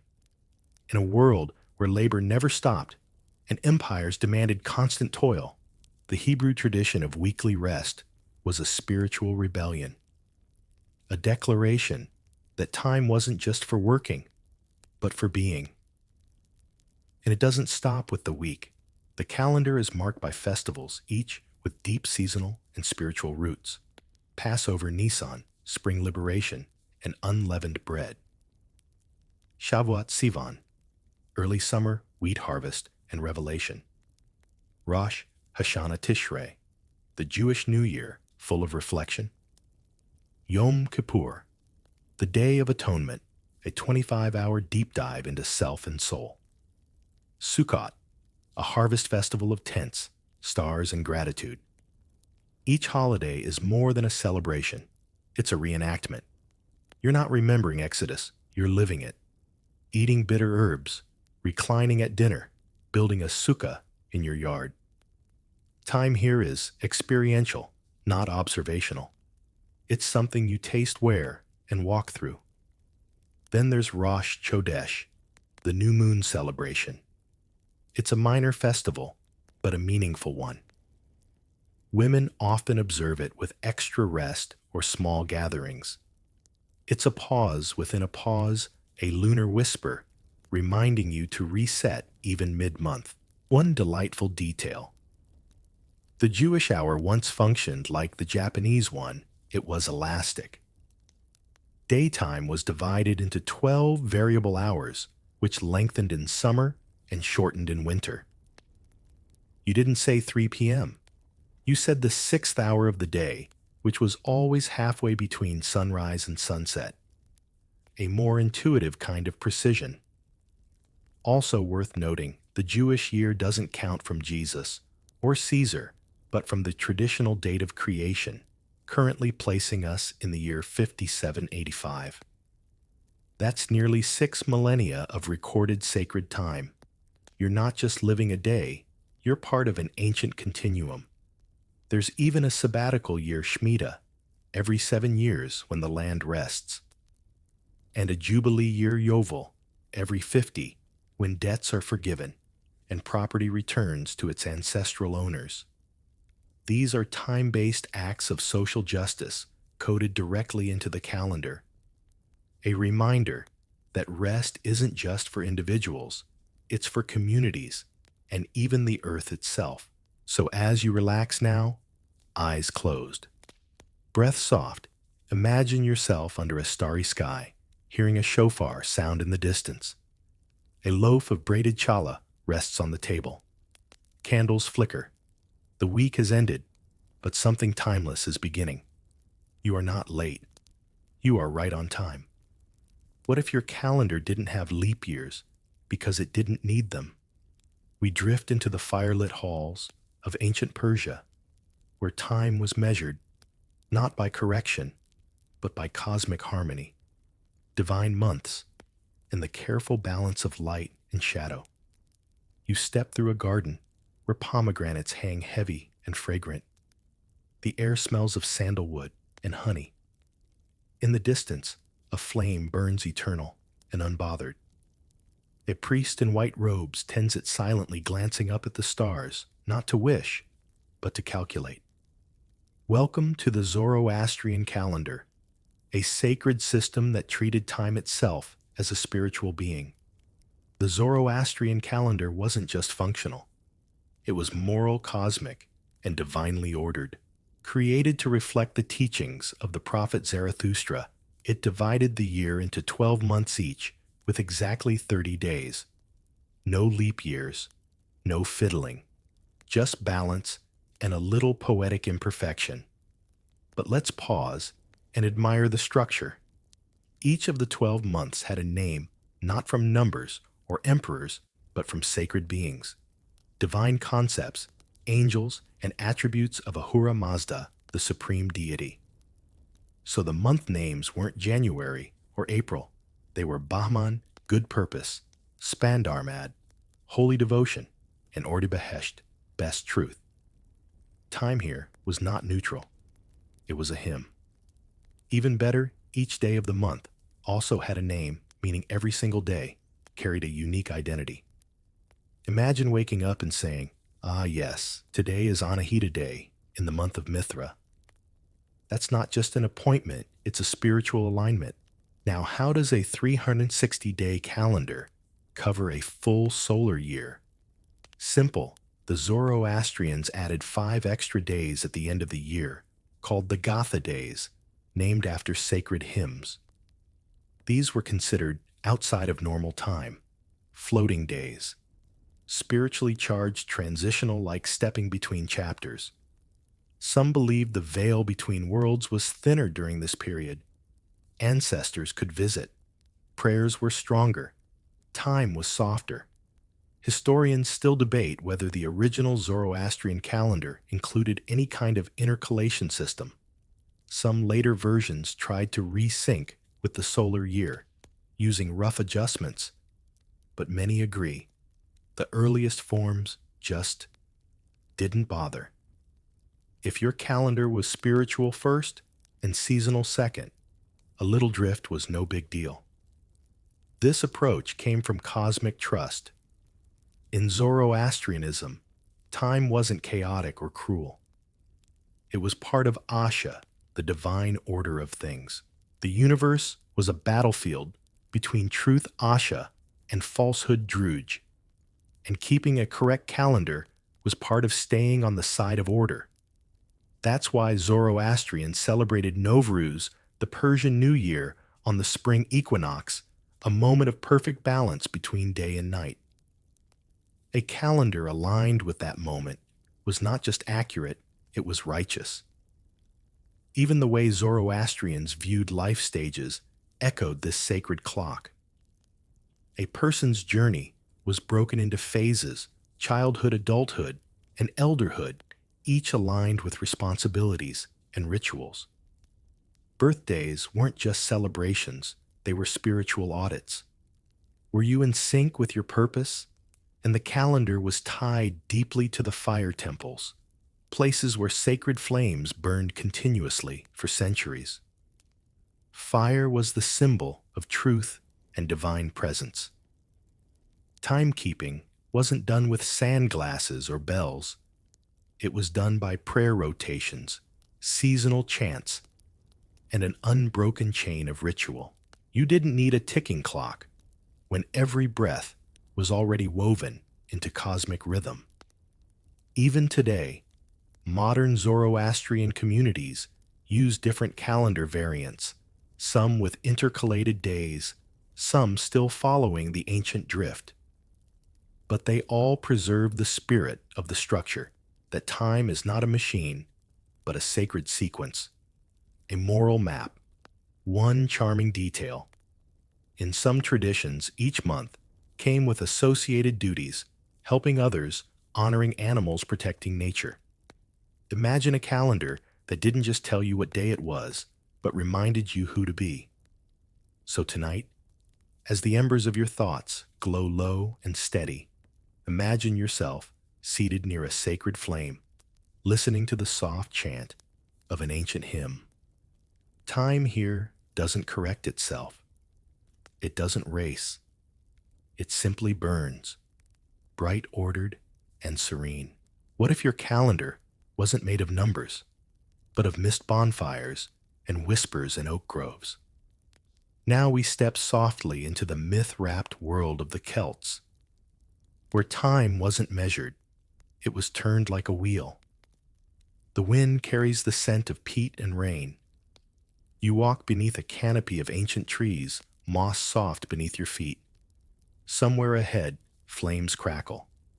A gathering of cloaked figures stands around a great stone circle, watching the stars. They are not lost. They are marking time the Celtic way. The Celtic wheel of the year was more than a calendar. It was a sacred map of nature's breath. Instead of splitting time into abstract units, the Celts saw the year as a circle turning with the seasons always returning. There were 8 spokes on this wheel, 4 solar festivals, and 4 cross-quarter days in between. Let's walk the wheel together. We begin with Samhain, pronounced SOW in the Celtic New Year.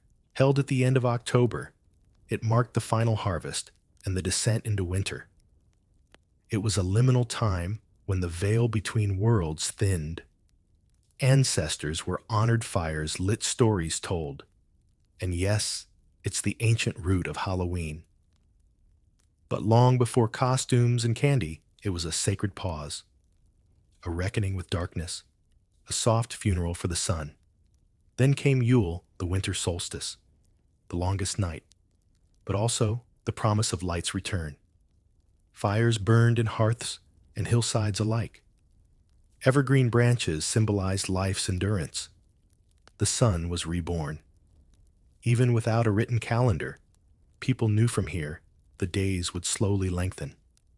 Next Imbolc in early February, a time of first stirrings when lambs were born, snowdrops pushed through frost, and hearth fires were rekindled. It was associated with Brigid, goddess of healing and poetry. Women would bless wells and light candles, sensing the faint heartbeat of spring. Then came Ostara, the spring equinox, a moment of balance. Day and night were equal, and the land was fertile again.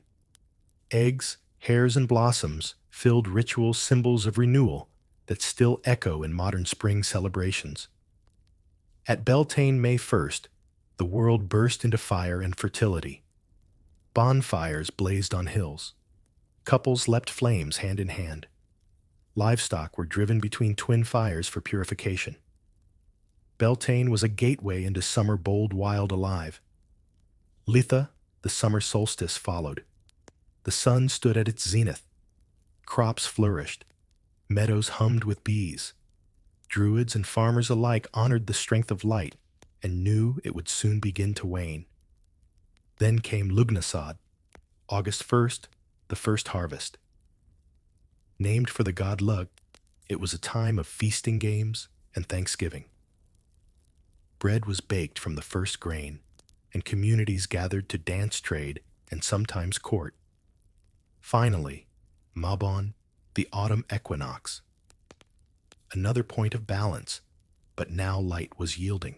Apples were picked, wine fermented, and preparations for winter began again. This wheel didn't just tell you when to plant, it told you how to live. Time wasn't flat. It was seasonal, cyclical, spiritual. Historians still debate how much of this structure was used uniformly across Celtic regions, or later layered on by neo-pagan interpretations. But fragments appear across Ireland, Scotland, Brittany, and Wales. And the Celtic day. It began at sunset, just like in the Hebrew tradition. Dusk wasn't the end, it was the beginning. Shadows didn't close time. They opened it. Even the word fortnight, still used in the UK, echoes this old way of marking nights, not days. The moon played its part too. While the wheel followed the solar cycle, many Celtic rituals synced with lunar phases. Full moons were times of gathering of offerings of poetry and prophecy. A moonlit glade, a carved horn, and the rustle of oak leaves, this was timekeeping at its most enchanting. And there were no clocks, of course, no calendars nailed to trees, just memory, story, and sky. Children learned the rhythm from elders. The land told you what season it was through blossoms, bird calls, and how your breath looked in the morning. One overlooked detail: the Coligny calendar, a fragment of an actual Celtic lunar calendar found in France carved on bronze. It had 62 months laid out over 5 years, showing that some Celts did track time mathematically, even while most kept it mythic. So now, as the wheel turns softly through your dreams, imagine lying in the highlands, a cloak wrapped around you, the stars turning overhead. A fire crackles nearby. Someone murmurs a story of gods and geese. And the year turns once more, not forward, but around. What if you told time not by clocks or calendars, but by the rising sun, the wandering stars, and the breath of the Nile? We now step into ancient Egypt, where priests guarded secrets of time deep inside temples, and the universe itself was measured in sunlight and shadow. The air is still heavy with heat and incense. You walk barefoot across cool stone, your footsteps echoing through vast hypostyle halls. Somewhere in the darkness, a priest kneels beside a painted ceiling of constellations. He is not lost. He is measuring the day. This is time Egyptian style. The ancient Egyptian calendar was one of the world's earliest solar calendars, and unlike many ancient systems, it wasn't based on the moon, but on the sun, the stars, and the seasonal heartbeat of the Nile. Let's begin with the basics. The year was divided into 12 months of 30 days, each very neat, very Egyptian. At the end, they added 5 extra days, known as the epigomenal days, to round out a 365-day year. These bonus days were said to be outside of time birthdays of the gods full of magic and danger. People held quiet celebrations, but many avoided major decisions during this cosmic in-between. The months were grouped into 3 seasons: Akhet inundation, when the Nile flooded and renewed the land; Peret emergence, when crops sprouted in the black fertile soil; Shimu harvest, when grain was gathered before the dry season returned. Each season was a song, a rhythm, a cycle you could feel under your sandals. But here's the truly astonishing part: the Egyptians knew exactly when their year should begin. They didn't need leap years. They had Sirius, also known as the dog star. Sirius would disappear from the night sky for about 70 days, then suddenly reappear at dawn. This heliacal rising of Sirius happened right before the annual Nile flood, around what we now call mid-July. To Egyptians, this was the cosmic alarm clock. When Sirius rose, the year began. Fields would flood. Life would restart.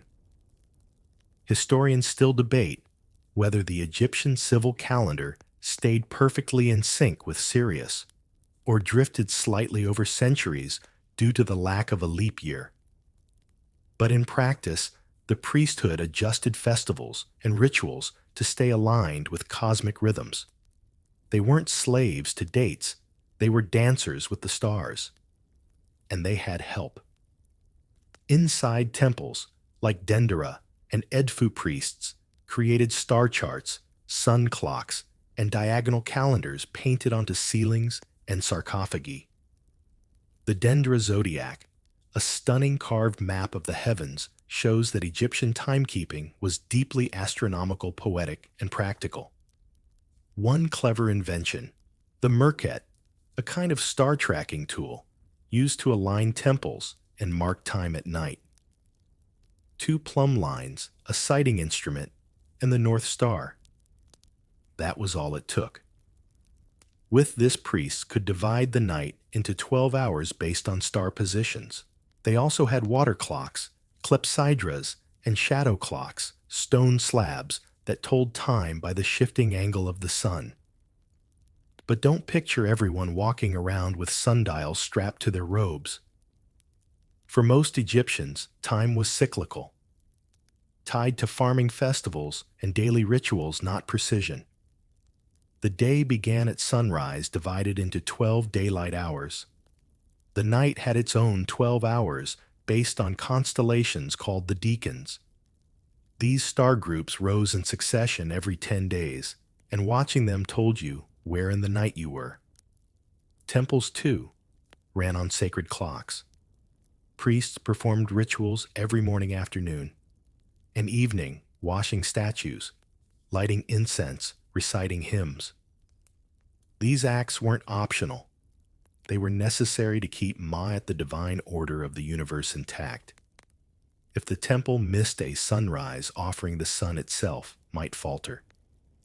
So time in Egypt wasn't just a measurement. it was divine maintenance. And the gods themselves lived on calendars. The story of Osiris, murdered and reborn, aligned with the cycle of the Nile and the planting of grain. The goddess Nut, painted across tomb ceilings, arched over the earth, swallowing the sun each evening and birthing it each dawn. Time wasn't a line, it was a loop sung by gods and sown in soil. Even the Book of the Dead contains references to timekeeping, mentioning hours' gates and phases of the journey through the underworld. The afterlife had a schedule too. One lovely detail, Egyptians sometimes marked time with lotus flowers, which open in the morning and close at dusk. The flower was a natural clock and a symbol of rebirth. So tonight, as your breath slows and dreams rise like river mist, imagine lying beside the Nile Sirius, twinkling just above the horizon. The waters rise. The temple awakens. The priests begin their chants. And once again, the sun is born. What if you tried to reinvent time from scratch, only to discover people hated it? Tonight, we slip into the powdered wigs and polished chaos of revolutionary France, where the calendar was chopped, counted, and rationalized to near madness. You walk through cobbled Parisian streets beneath a sky choked with ideas. Church bells have gone silent. A street vendor is arguing over what day it is because no one really knows anymore. Welcome to the wild experiment known as the French Revolutionary Calendar, a bold attempt to reset time itself. Let's rewind. It's 1793. The French Revolution is in full swing. The monarchy has fallen. The guillotine is busy, and the old ways are crumbling like stale bread. Revolutionaries want to overthrow everything nobility, religion, even the calendar. Why? Because time, they argued, had been corrupted by monarchs and priests. It needed to be cleansed, made logical, republican, so they scrapped the Gregorian system and unveiled a new one, the calendrier républicain, a calendar of reason, math, and secular virtue. It began on September 22nd, 1792, the autumn equinox, an official start of the Republican era, year one. Time was reborn. The year had 12 months each with 30 days. But instead of January through December, the months were renamed to reflect seasonal weather and rural life.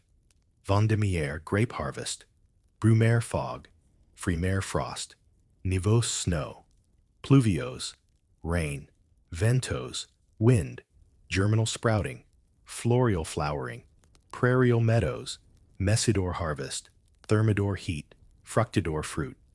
Even the names sound like a weather report wrapped in a poem. But it gets stranger. Each month had 3 10-day weeks called decades. The 10th day, Decadi, was the new Sunday, a day of rest and virtue.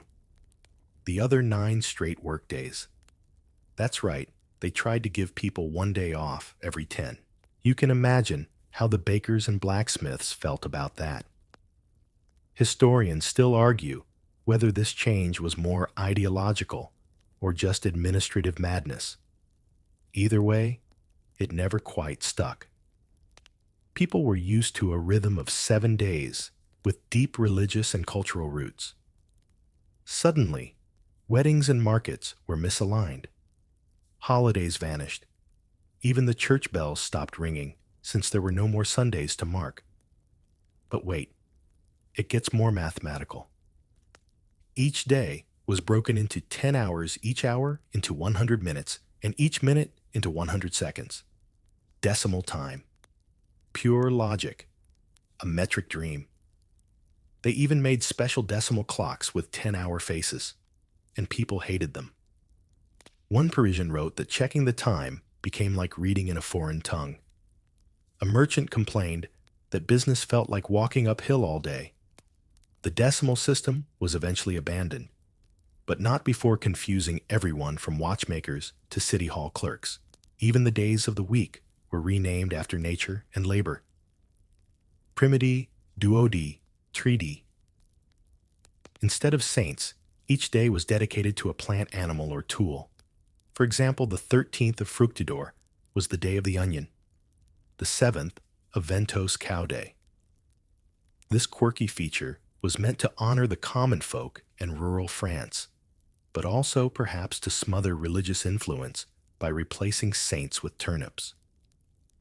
At the year's end, there were 5 extra days, or 6 in leap years, called the Sansculatides festival days, celebrating virtue, labor, and genius.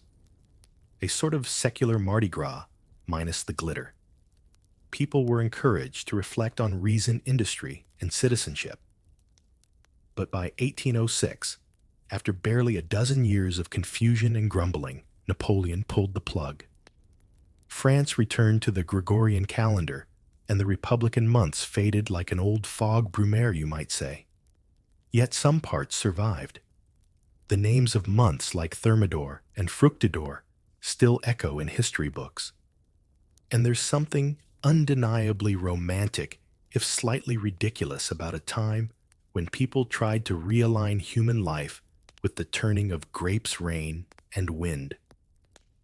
So tonight, as your eyes grow heavy and your thoughts stretch like fog across a Paris canal, imagine a world where time smells like lavender and garlic. A world where the calendar is a garden and every 10th day is a toast to humanity. And if you ever feel confused by your schedule, just remember, it could be Cow Day. What if time didn't run in a line at all, but spiraled, echoed, and sang itself into the land?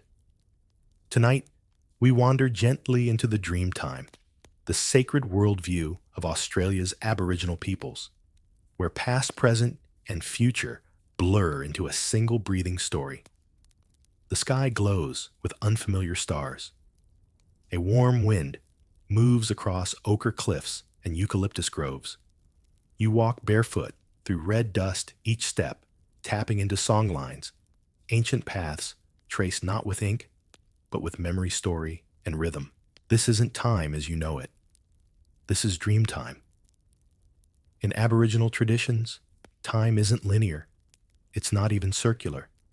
It's layered, a continuous present that holds all events, all ancestors, all creation at once. You're not walking after your ancestors. You're walking with them. The past isn't gone.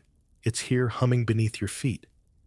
The dream time, or Chukurpa, refers both to the era of creation and to the eternal laws and forces still shaping life today. It's not a time ago, but a time always when ancestral beings moved through the land, forming rivers, rocks, animals, and people.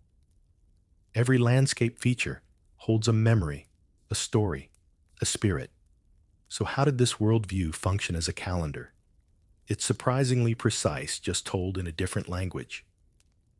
Aboriginal peoples across Australia, with over 250 distinct groups, use seasonal indicators, animal behaviors, and environmental shifts to mark time. Instead of July 3rd, you might say the time when the eels begin to move upstream, or when the wattle begins to bloom. These indicators were tied to songlines, paths across the land, encoded with stories, maps, and rituals. As a person walked a songline, they were simultaneously navigating space and time. One elder explained it like this: when you sing the country, it becomes real again. That singing was timekeeping, storytelling, and prayer all at once. Different groups had different seasonal structures. Some recognized 4 seasons, others 5 or 6. For example, the Yolngu people of Northern Australia divide the year into 2 main seasons, wet and dry, but within each are subphases marked by winds, tides, and the flowering of specific plants. The Noongar people of Southwest Australia recognize 6 seasons each, aligned with changes in plant cycles and animal migrations. Let's look at a few. Birak, December-January, hot and dry. Fire management begins. Young animals leave nests. Boonaroo, February-March, hottest time of year. Fresh water is scarce. Jaron, April, May. Cooling down. Red flowers bloom. Flying ants swarm. Instead of calendars on walls, people learned these rhythms from elder ceremonies in the land itself. If you saw certain birds nesting or certain insects appearing, you knew what time it was, not just in nature, but in ritual. Time was ecological. Historians still debate how formalized these systems were. There are no clocks, no months. But that's missing the point. Aboriginal time wasn't about when something happened, it was about why, how, and with whom. It was time soaked in meaning. One remarkable detail: time could move sideways. In some Dreamtime stories, actions ripple both forward and backward. An elder might say, "The kangaroo spirit is hopping now in the old way as always." It's a sentence that sits outside of cause and effect. Time doesn't unfold, it reverberates. And by participating in ceremony, you're not just remembering, you're entering that sacred moment all over again. Many ceremonies are timed to specific parts of the ecological calendar. Certain dances or initiations only happen when a particular flower blooms or constellation appears. The emu in the sky. A dark-shaped constellation formed by gaps in the Milky Way rises in April, and with it comes the egg-laying season for real emus. Myth and biology side by side. Even burial practices follow sacred time. Some communities hold secondary burials returning to a loved one's resting place after a year has passed, not by counting days, but by watching for the right season, the right feeling in the air. And while the Dreamtime calendar doesn't fit neatly into 12 months or 7-day weeks, it holds something modern systems often lose a sense of belonging. You're not passing through time. You're woven into it. So tonight, as your breath deepens and the stars wheel slowly above you, imagine lying on warm red earth beneath the Southern Cross. Somewhere, a song echoes through stone and gum tree, marking the beginning of a season, a story, or a spirit. And in that moment, you're not late or early. You are exactly where and when you're meant to be. What if your calendar rose and fell with volcanoes, coconuts, and breadfruit moons? Tonight we drift across the warm waters of the Pacific, where time once shimmered in tides, tree blossoms, and the call of seabirds, and where each island told time in its own tropical dialect. You sail through moonlit waves. A thatched canoe glides beside you, its sails catching the breath of the ocean. Somewhere inland drums echo through palm trees. You're not late, because on this island there is no late. There is only the right moment. Welcome to the realm of lost island calendars, timelines woven from nature, not numbers. Across the vast blue ocean of Oceania, from Hawaii to Tonga, from Palau to the Marquesas, people developed intricate and localized time systems not imported from the stars of Babylon or the equations of Rome, but born from the climate, culture, and creatures unique to each island. Let's start with the Polynesians. In Hawaii, for instance, the traditional calendar followed the lunar cycle and included months marked by moon phases tied to agriculture, fishing, and ceremony. The year was divided into two main seasons. Cow, the dry season when the sea was calmer, and sailing, war, and construction were common. Ho'oilo, the wet season when people focused on farming, storytelling, and sacred rites. Each month began with the new moon, and each night had a name and personality. There wasn't just Monday or Tuesday. There was Hilo, the sliver moon, Kukahi, Ole Kulua, and more, each influencing what people did that night. Fishing, planting, resting. The moon told you, and fishing was serious business. Islanders knew that certain fish were easier to catch under specific moon phases. The reef shimmered differently. the water stirred in different ways. Historians still marvel at the depth of this oceanic almanac passed down not with ink, but with chant. Other islands had their own spins. In Yap, Outer Micronesia, time was often tracked by the taro cycle. You knew it was the wet wind month when taro leaves began to curl. In parts of Papua New Guinea, people remembered time in relation to events when the volcano last coughed, or when the cassowaries ran through the village. One anthropologist famously recorded a tribe describing a past era as before the big turtle died. Some islands linked time to fruit. On Pohnpei, the arrival of breadfruit blossoms marked the approach of festival season. Coconut ripeness dictated when journeys could be taken. Mangoes falling meant it was time to reinforce the roof before the rains. And while no single Pacific calendar existed, because every island was its own world, there were shared themes: observation, storytelling, and flexibility. Time bent to the environment, not the other way around. Some traditions had floating festivals, celebrated not on fixed dates, but on natural cues. One Tongan festival only began when a rare orchid bloomed. A Fijian harvest rite started when a certain constellation rose above the horizon. Imagine waiting to celebrate until the stars said yes. Even constellations took on different names and meanings. The Pleiades, known globally, were called Matariki in Maori culture. When Matariki rose in the pre-dawn winter sky, it signaled the Maori New Year. It was a time of remembrance planting and renewal, a moment of spiritual reset. Today, Matariki has returned as a national holiday in Aotearoa, New Zealand, a rare case of an ancient calendar reclaiming space in modern time. And while writing wasn't common in many of these island cultures, memory was the calendar. Elders passed it on in oral chants, tattoo patterns, canoe rituals, and navigational songs. Some songs took days to perform, encoding routes between islands, timing of tides, and sacred taboos. One overlooked gem: the Marshall Islands stick charts, intricate wooden maps that used curved palm ribs and shells to represent ocean swells and island positions.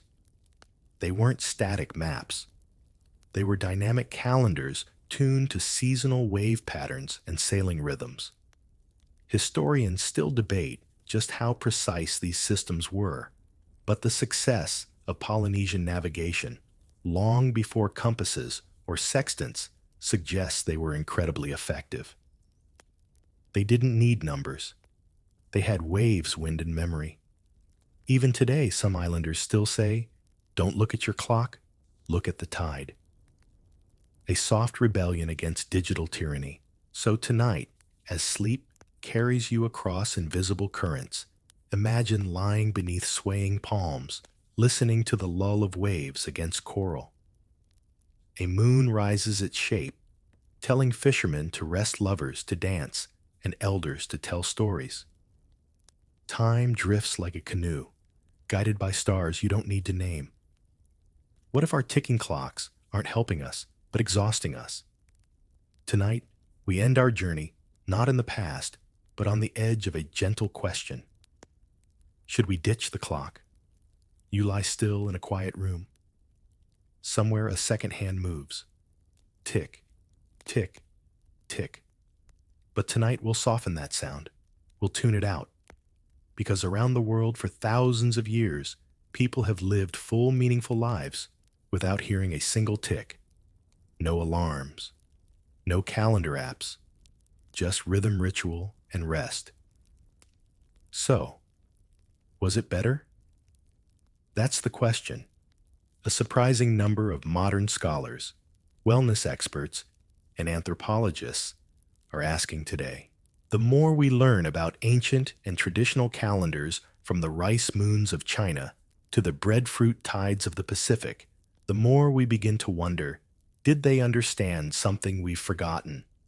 Let's look at the evidence. Modern timekeeping is a miracle of precision. Satellites sync your watch to the millisecond. Trains arrive mostly on schedule. Heart surgeries and rocket launches happen right on cue. There's no denying the power of the mechanical clock, but it comes with a cost. Many of us live in what psychologists now call clock time stress. We feel constantly behind, out of sync, tethered to schedules that don't reflect our energy, our seasons, or our real needs. It's a system that values efficiency, but often forgets joy. Compare that to the Hebrew Sabbath, where time is sacredly paused, or the Hindu Panchangam, where each day has a mood, or the Aboriginal dream time, where time flows sideways and softly. Historians point out that most ancient systems were cyclical, designed to align with nature. Farmers planted by moonlight, sailors traveled by tides, celebrations followed seasons. Time was something you lived with, not fought against. And there's growing interest in bringing that back in small, sleepy ways. Some communities are reviving seasonal festivals, reintroducing local time cues, even advocating for slow hours, chunks of the day, with no meetings, no phones, just quiet productivity. A few experimental schools are ditching rigid class periods in favor of energy-based learning blocks.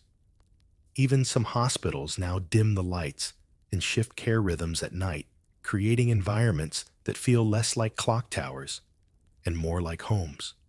Philosophers like Byung-Chul Han argue that modern society suffers from temporal fatigue, the sense that time is racing and we're never enough. In contrast, ancient calendars offered anchoring rest days, rituals, and rhythms that brought people back to the moment. One charming modern example, the resurgence of Matariki in New Zealand, a lunar-based New Year celebration rooted in Maori tradition. It marks a pause in winter, a chance to gather, reflect, and restart. No countdown, no champagne, just stars and stillness. So, should we ditch the clock? Probably not completely. Trains still need to run. Heartbeats still need timing. But maybe we can learn from the past. Let clocks help us but not rule us. Let calendars serve us but not squeeze us. Let moon phases and seasonal blooms remind us that time can be poetic, not punishing. Because the truth is, even now, your body knows old time. You wake with light. You rest in darkness. Your breath slows with the moon. Your mind dances with weather. Deep down, you're still tuned to something ancient. You're wrapped in warmth, somewhere quiet, your eyes fluttering beneath the weight of sleep. But outside, the world is already stirring. Not with honking horns or glowing phone screens, but with a sharp crow, an insistent, high-pitched call that slices the misty silence. The rooster perched on a crooked fence post or scratching in the straw outside a timbered farmhouse announces the start of another workday. In the world before 9 to 5, there are no bedside lamps or coffee makers, just the sun and your animals deciding when the day begins. For centuries across continents and cultures, your clock is entirely biological and deeply local. The first glimmer of dawn paints the rafters in silver light. A donkey brays. Somewhere nearby, a cow shifts its weight. Time here is more a feeling than a measurement. In most rural communities, especially in the pre-industrial eras, people naturally woke and worked with the rise and fall of the sun. In Europe, medieval peasants would often sleep in large family groups in drafty wooden cottages. There's no central heating, so bodies and embers are equally important. You might be wrapped in a coarse woolen blanket, curled next to siblings, a grandparent, or a snoring dog. If it's winter, your eyes open not to daylight, but to blue-gray gloom. and the hiss of frost on the door hinges. And still you rise, because the chores won't wait. You light the fire if it hasn't gone out. You check the animals if wolves haven't come. You grab a hunk of stale bread or a slop of cold porridge left in a clay bowl by the hearth. And then you start moving toward the field, the market, the oven, the stables. In 14th century England, morning was considered sacred. Before any tools were touched, many households whispered a quick prayer or crossed themselves, especially if they were devout Catholics. Across the world in feudal Japan, rice farmers often began the day with quiet meditative tasks, bundling tools, tying their robes, checking the wind. In West African villages, women began heating water as roosters called from behind mud brick walls. They stirred pots over open flames, while infants slept swaddled on their backs.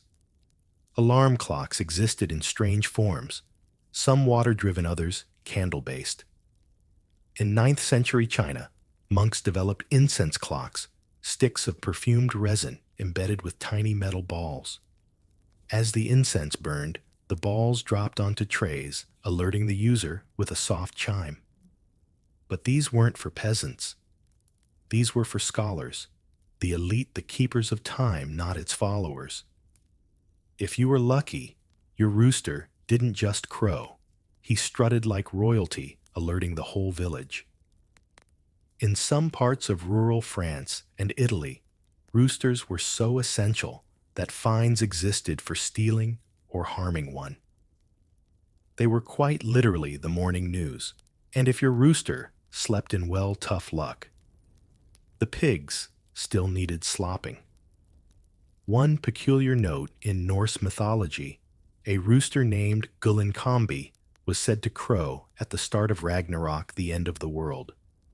So every time you hear that shrill cry in the dark, you might wonder, is it just dawn or something worse? Historians still debate just how structured natural waking was. Some argue people followed the two-sleep pattern, a common rhythm before artificial lighting.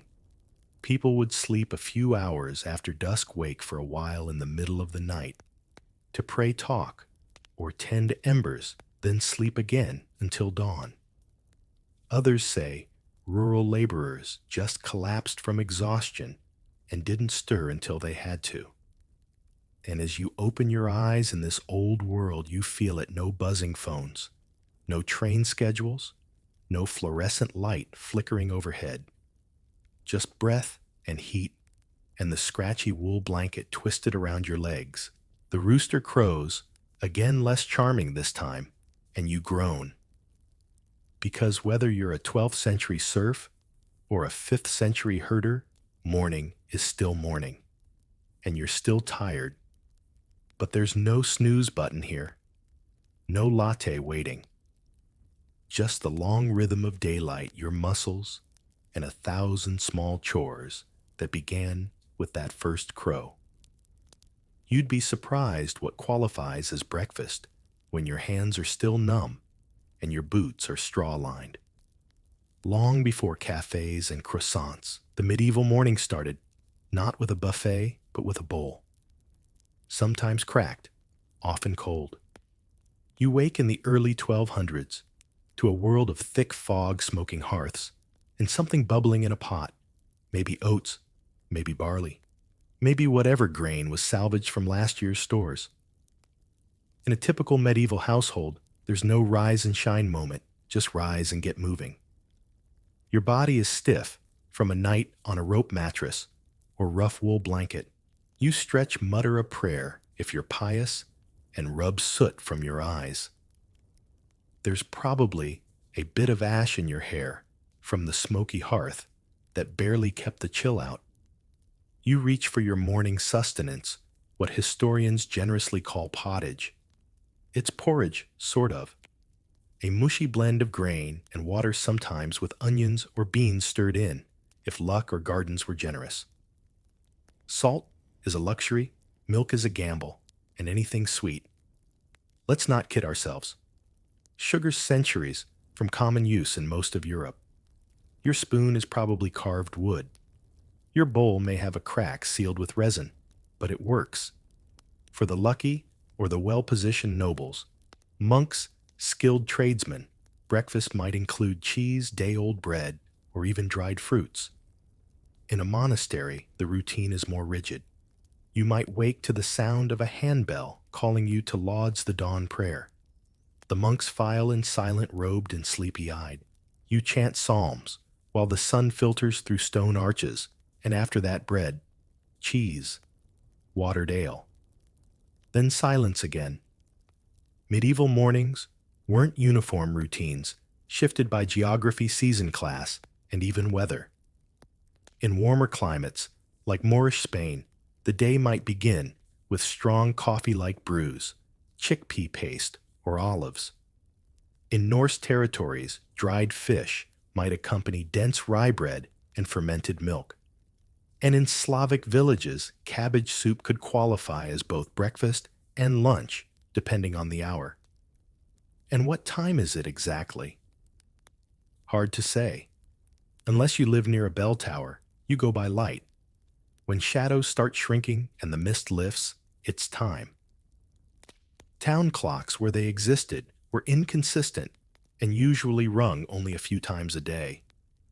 You might hear the bell for prime, the second canonical hour around sunrise, and know it's time to begin your task, be it weaving, plowing, or trudging to an apprentice's bench. Children, if they're old enough, are already busy. Some are gathering water in heavy wooden buckets. Others are feeding pigs or scaring crows from seed fields. They work because there's no concept of childhood, like we know it, just smaller humans learning how to survive. There's no getting ready routine, no brushing teeth unless you count chewing fennel or wiping your gums with cloth, no mirror time unless you're noble, no showers, no changing outfits. You probably slept in what you'll wear all day, maybe adjusting a belt or shawl. The idea of changing clothes for work would have been comical. You have 2 tunics, maybe 3. One is for feast days. One overlooked detail: in some towns, tradespeople used sound cues to know when to begin. A baker's whistle, a crier's horn, or more interestingly, the smell of yeast drifting through alleyways as the baker began his dawn ritual. If you smelled bread, it was late already. Historians still argue about how busy these mornings truly were. Some say peasants had more leisure than we imagine, with long, mid-morning pauses and communal breakfasts in the field. Others insist the rhythm was relentless, especially during planting or harvest seasons.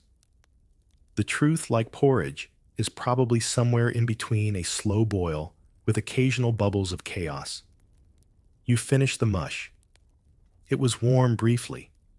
Now it's heavy in your stomach, ready to fuel hours of repetitive motion. The morning mist is burning off. A rooster crows again in the distance, as if mocking your lateness. The sun's higher now. Someone yells your name. Time to work.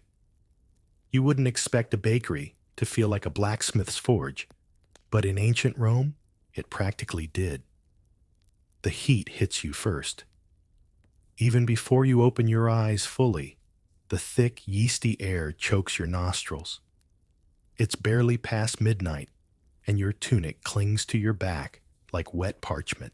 Welcome to a Roman pistrina, a bustling urban bakery where the workday begins long before the sun. In ancient Rome, bakers were among the earliest risers in the empire.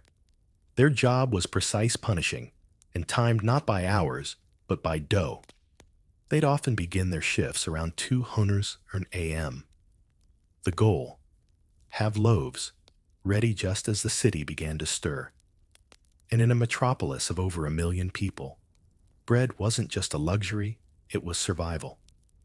You step inside the arched stone building, passing clay ovens that roar like dragons. Slaves and freedmen are already elbow-deep in dough, working by flickering oil lamp and torchlight. The air smells of flour smoke sweat and something vaguely nutty, probably barley. You're handed a wooden paddle and a chunk of dough, and before you can blink, someone's shouting in Latin to move faster. Bread ovens, fornaces are being fed with olive wood. Their rounded domes glow orange, and the walls sweat from the humidity. You help load flat loaves onto long-handled peels, shove them into the inferno, and brace for the blast of heat that makes your eyebrows singe. Later, these loaves round, segmented, stamped with seals of origin, will be sent across the city to homes, temples, markets, and the Annona system, Rome's massive grain dole program. If you're a poor citizen, this is how you get your daily ration. If you're a baker, it's how you stay in business barely. By contrast, if you were a Roman senator, your workday began considerably later. Maybe 10 Suners a.m. Maybe not at all. You'd rise when it suited you, be bathed by servants, and host a salutatio, a morning greeting session with your many clients and flatterers. Over wine and dates, you'd listen to petitions, decide who to sponsor, and perhaps even plan a political scheme or two, all before brunch. The class divide in Rome was extreme, and nowhere was it clearer than in the rhythm of daily life. Bakers and laborers worked in darkness, senators basked in leisure, soldiers drilled at dawn, and merchants followed the tides of the market, some setting up stalls before sunrise in crowded forums, their voices already hoarse from haggling. One curious exception, the afternoon siesta. Yes, even in Rome. The Meridiaccio was a midday rest period, especially in the hotter months. By noon, the city slowed. Shops closed, shade was sacred, and even the forum quieted as people retreated indoors. If you were rich, this meant reclining on a couch, sipping watered wine, maybe indulging in a few grapes. If you were poor, it meant stealing a nap on a doorstep or curling up behind your cart. Either way, everything paused. Historians still argue about how strictly Romans followed a structured schedule. Timekeeping existed via sundials and water clocks, but most Romans didn't own one. Time was estimated through routine environmental cues or temple bells. You could tell it was nearly midday when the shadow on the obelisk fell a certain way, or when the bathhouses began to fill. And yes, by mid-afternoon, you might head to the baths. Not just to cleanse, but to gossip, debate, and do business. The Roman bathhouse was half spa, half social media feed. Senators struck deals in the steam room. Bakers rubbed sore shoulders. Musicians busked for coins.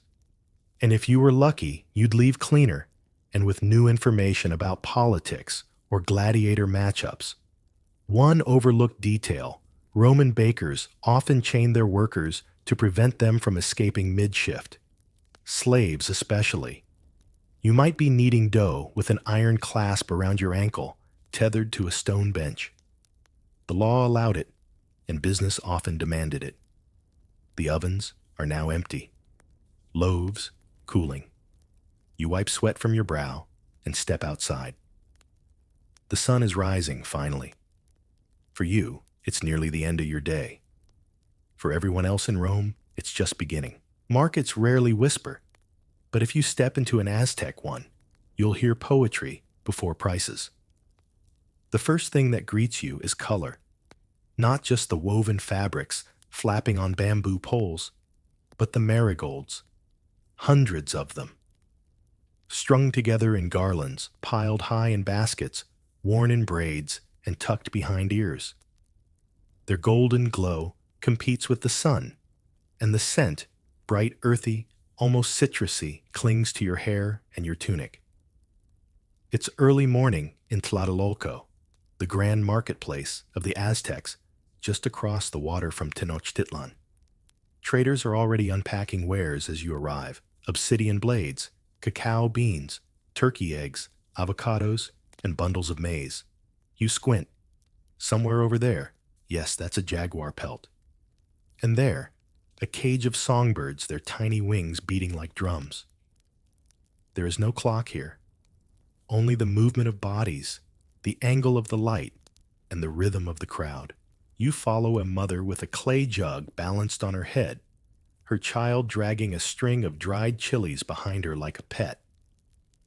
Aztec workdays revolved around market life. For many, this tianguis, an open-air trading hub, was the workplace. You didn't just buy and sell, you lived it. The market was where reputations were forged, alliances made, and grievances whispered behind hands. You pass by a woman selling handmade sandals woven from agave fiber and notice she's also selling poetry. That's right. In Nahua, culture poems were a respected product. Some were recited aloud in exchange for cacao beans. Others were painted onto bark paper codices.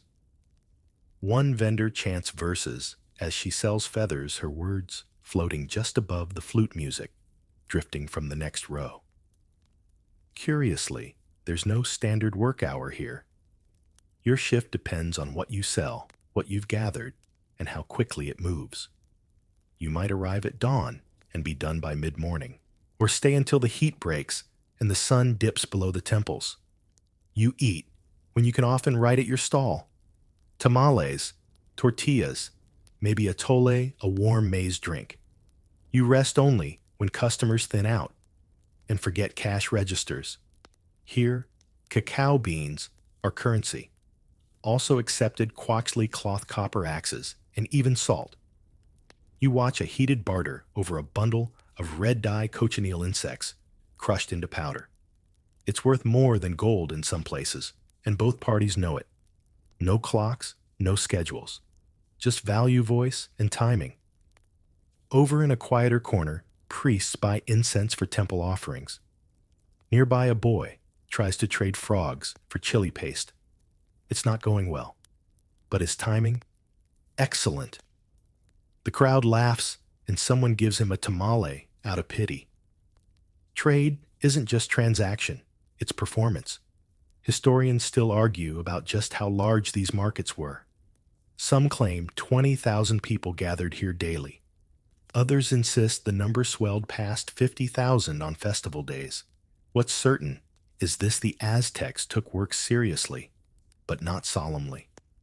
Flower vendors recited riddles. Butchers sang while slicing turkey. And everyone, absolutely everyone, paused when the dancers arrived. Yes, dancers. Because around midday, just when the air turns sticky and shadows grow short, the market erupts into celebration. You hear the drums first low throbbing like the heartbeat of the city. Then the flutes, then the rustle of ankle shells. Dancers sweep through the rows like wind feathers trailing behind them, faces painted in reds, whites, and indigos. You catch yourself smiling. Work here is woven with joy. You duck into a shade pavilion to cool off. Around you, merchants tally bundles, children chase chickens, and someone naps beneath a pile of woven mats. The sun's climbing, but the market continues slower now, more fluid. No one's checking a watch, just watching the light. By late afternoon, the market thins. Goods are packed, leftover produce, fed to animals, and debts settled. You carry home a string of dried peppers and a faint ache in your feet. There's no word for clock out, just the knowledge that today you traded well. Maybe tomorrow you'll sell better. You can tell it's harvest season, not by a calendar, but by the blisters on your hands. Somewhere in a field bordered by hedgerows and crooked trees, your shadow stretches long in the golden light. Not because it's evening, but because the sun has just started to climb. And you've already been working for hours. In the feudal countryside, the rhythm of your labor isn't dictated by a time card, but by something far older: the turning of the earth, the angle of the light, and the terrifying urgency of weather. In medieval Europe, especially between the 10th and 14th centuries, most people were tied to the land. Literally, if you were a serf, your days weren't scheduled by a boss. They were ruled by the seasons and the crops they demanded. No one asked when you could start or stop. You worked when the sun allowed and rested when the rain insisted. Right now, it's early autumn, and the barley fields are heavy with promise. Every able body is out here: men, women, children, even the elderly. You swing a sickle with rhythm, now muscle memory, taking over as stalk after stalk falls into the sheaf. The dew hasn't yet lifted, and your hands are already numb from cold and rope. There are no shifts here, only survival. Unlike modern jobs, there's no concept of an 8-hour day. During peak seasons like harvest or planting, workdays stretched from first light until the last streaks of twilight. In high summer, that meant up to 16 hours, but in winter, some days, just a few. The sun was your manager, the clouds your HR department. You paused to wipe sweat from your brow and glance toward the manor on the hill. The Lord's stone house catches the sun, its windows gleaming like watchful eyes. He doesn't come down to the fields, but he owns them. And you. Still, for all its hardship, feudal labor wasn't entirely unrelenting. There were feast days, dozens of them, when work was suspended for religious observance or village celebrations. St. Swithin's Day. Lammas and Michaelmas brought rare moments of merriment: dancing bread, baking sometimes a bit of stolen mead. You remember earlier in the year, during lambing season, when the work was gentler, watching over ewes in the quiet dark, warming newborns near the fire. The contrast is sharp now, with the air full of dust and chaff, and the low thud of bundles hitting carts. One overlooked quirk: harvest workers were sometimes paid in ale, not coin. A strong nutty brew, known as small beer, low in alcohol, but high in calories. It sloshes in your belly now, reminding you that lunch was 2 hours and several haystacks ago. Historians still argue whether serfs were overworked or not. Some evidence suggests that despite long harvest days, medieval peasants had more total time off than modern workers, thanks to religious holidays and winter idleness. Others say that was cold comfort when you had to harvest 3 acres before the frost came with only a splintered rake and a prayer. You move to the rhythm of the work sickle gather tie. Sickle gather tie. Occasionally a cry breaks out: someone's cut their hand, or stepped on a snake, or simply dropped from heat and hunger. There's no first aid tent, just some clean cloth if you're lucky, and a promise to keep working anyway. By late afternoon, the field is half cleared. Your body hums with exhaustion, but there's still light left. And that means there's still work to do. No one says it aloud, but everyone feels it. If a storm comes tomorrow, what isn't harvested could be lost. You glance up. The clouds are building in the west. The sun is lower now, and shadows stretch again, like they did this morning, but longer, more tired. You adjust your grip on the sickle and take one more swing. It's one thing to rise early for a field, but quite another to rise early for a philosophy. The sun is barely peeking over the rooftops of Baghdad, and already the air holds the scent of ink parchment and cardamom.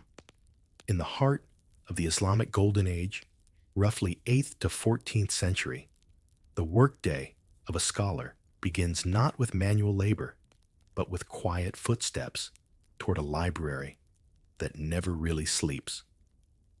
You shuffle through narrow alleys, paved with dust and wisdom. The city stirs around you. A baker slides dough into a clay oven. A call to prayer fades in the distance, and somewhere nearby, someone is already arguing about Aristotle. At the House of Wisdom, a great center of learning founded under Caliph al-Ma'mun, there are no factory bells or shift whistles, only lamps. Softly glowing in the dawn haze, these lamps burn through the night and into the early morning.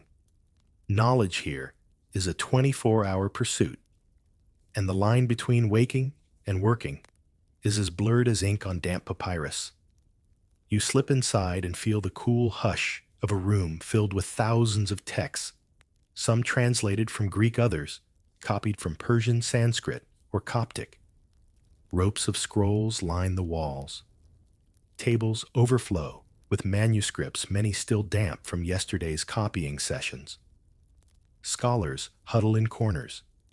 Scribes sharpen reed pens, and mathematicians sketch geometric puzzles in the dust with their fingers. In this world, sleep is considered optional. Many scholars adopt rotating rest cycles, napping in shifts, so they can study longer. The concept of night owls takes literal form. Astronomers in particular work best under moonlight mapping stars, charting planetary movements and refining instruments that would later inspire the Renaissance. One overlooked detail. Some translators were paid the book's weight in gold. Literally. You finish a translation of Galen's medical text, place it on the scales, and watch as gold dinars clink into your pouch. It's motivation enough to work at odd hours and obsessively recheck your grammar. Outside the House of Wisdom, work begins elsewhere too. Artisans set up stalls, calligraphers open their shutters, and even doctors make early rounds. But no one, not even the guards, interrupts the silence of the library. You settle into a niche near the back, where you've hidden a copy of Euclid's Elements behind a stack of poetry. You're supposed to be copying religious texts today, but curiosity wins. Again. Historians still debate just how structured these scholar schedules were. Some argue for rigid discipline with set times for copying, lecturing, and meditating. Others insist the flow was far more fluid, governed by inspiration and debate more than hourglasses. What's clear is that no one here worked by the sun alone, they worked by light. Any light. And sometimes that meant sacrificing sleep. In Cordoba, Cairo, and Damascus libraries followed similar rhythms. Doors opened at dawn, but knowledge didn't stop when they closed. Students memorized verses under candlelight. Physicians dissected sheep late into the night. Chemists, alchemists really boiled strange liquids by moonlight, hoping for gold or answers. Meanwhile, you sip warm spiced milk from a clay mug and try to stay awake. A nearby scholar mutters about Avicenna. Someone else sneezes. A third scrawls out a sentence with a triumphant, "Ha." You smile. The sun's up now. It's barely breakfast. And already, you've read 6 treatises, broken 3 pens, and questioned the nature of time at least twice. What do you use to tell time when there are no clocks, towers, or even walls? Wind, hooves, and the stars. You're on the open steppe now, endless grasslands stretching in every direction, broken only by grazing herds, squat tents, and the drifting smoke of early fires. This is the world of the Mongol Empire, and your workday doesn't begin with a bell or a rooster. It begins with a horse shaking frost from its mane. You rise with the herd, or more precisely, when the horses decide they're ready to start moving. There is no fixed hour. In the Mongol world of the 13th century, time is measured by necessity and the pace of life on horseback. If your animals are hungry, you move. If the sky threatens rain, you shift camp. If the commander calls a meeting, you ride immediately.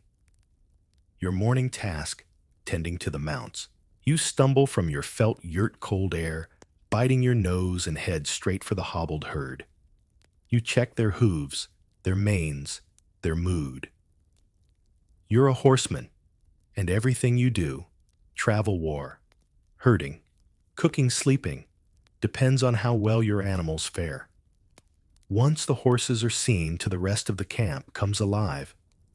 Women boil milk and prepare arag, a fermented mare's milk drink.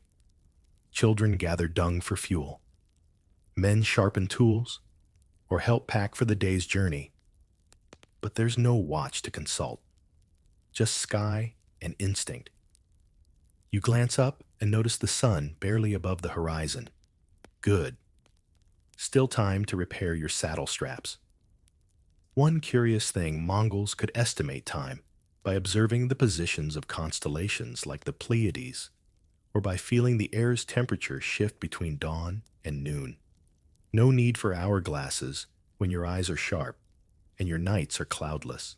Historians still argue how coordinated the steppe warriors were without a universal time system.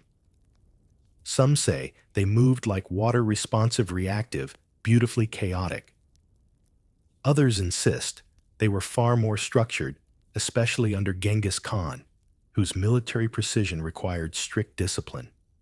The truth might be both, a rolling dance between freedom and order. As you ride across the plain, the wind slaps your cheeks and dries your lips. You don't think of hours. You think of distance, of terrain, of which ridge hides the next camp. There are no deadlines, only destinations. But make no mistake, this is work. Tireless, backbreaking, relentless. You might spend 10 hours in the saddle delivering messages, scouting terrain, or moving herds. If you're a courier in the YAM system, the Empire's lightning-fast message network, you ride day and night with only minutes of rest at each post. If you're part of a raiding party, your shift lasts until the fighting ends, or you fall off your horse. And rest. That's a fire, a stew, and a shared song under the stars. Then sleep, bundled in wool, with the breath of your horse rising in clouds nearby. One overlooked detail, Mongols trained to sleep in the saddle. Not for long, but just enough. Their horses knew the paths. The rider, lulled by motion and muscle memory, would nap for minutes at a time. A biological miracle, or just pure exhaustion. Now night is falling. You set up camp near a shallow stream. Others tend to the flock.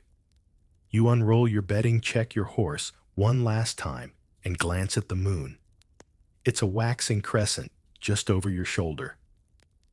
That means morning will come earlier tomorrow, and so will the work. Somewhere between the smell of glue and the clatter of tools, your apprenticeship begins, not with a welcome, but with a command. It's a gray morning. In a medieval European city, Bruges, maybe, or York. The sun barely filters through the mist as you shuffle toward the Leatherworkers Guild Hall. Your eyes are still half closed, your fingers already sore, and you haven't even stepped through the door. Being an apprentice isn't glamorous. It's glue, under your nails, soot on your face, and being shouted at frequently by someone named Hans. The guilds are the beating heart of medieval trades, each one a miniature kingdom, complete with rules, hierarchy rituals, and suspiciously strong opinions about dye colors. As a young apprentice, usually starting around age 12, you're at the bottom. The very bottom. Lower than the floor sweepings, which, by the way, you're also responsible for. You live with your master. You wake when he wakes. You work where he tells you.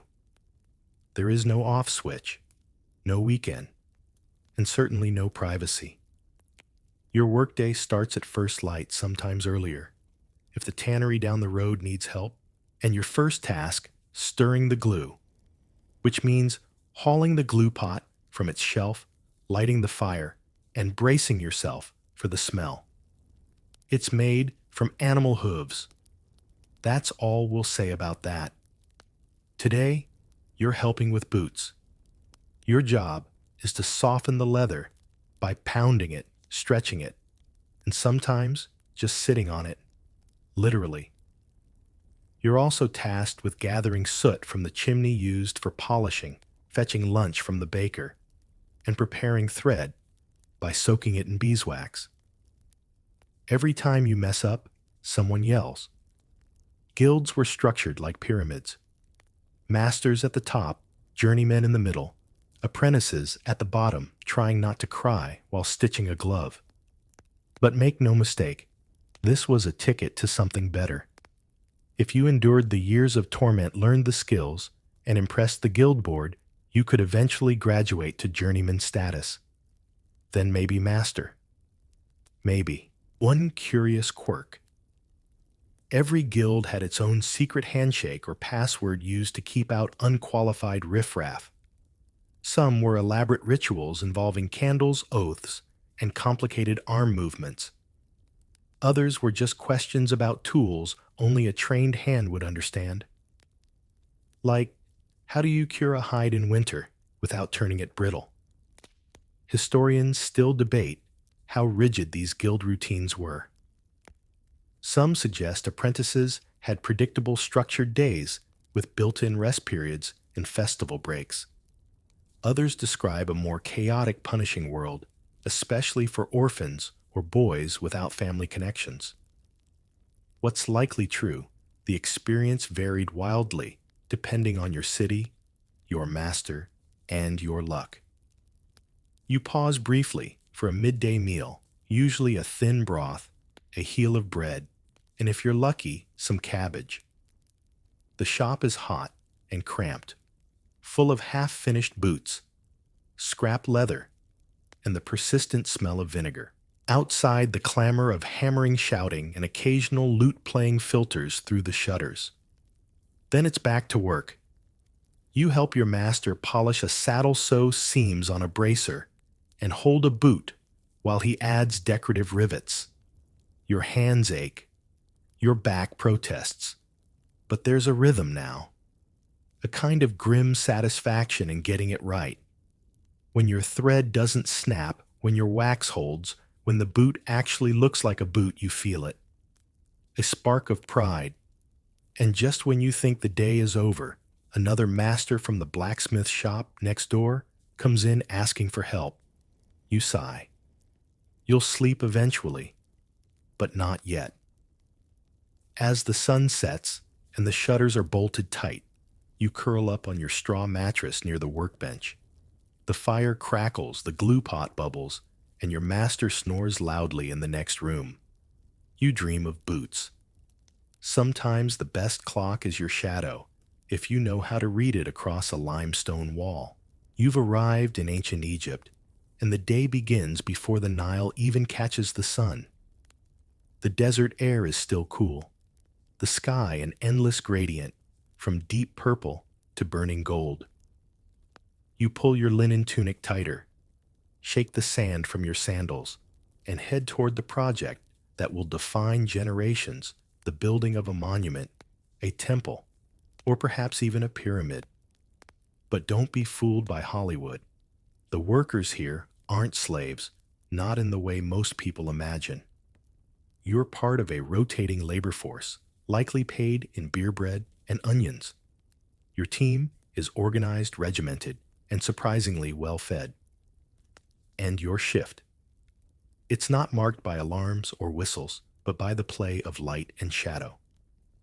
As you cross the wide courtyard of Deir el Medina, the workman's village, you spot a crew already assembling near the base of a quarry wall. A tall man, probably a foreman or scribe, checks the alignment of a shadow cast by a standing obelisk.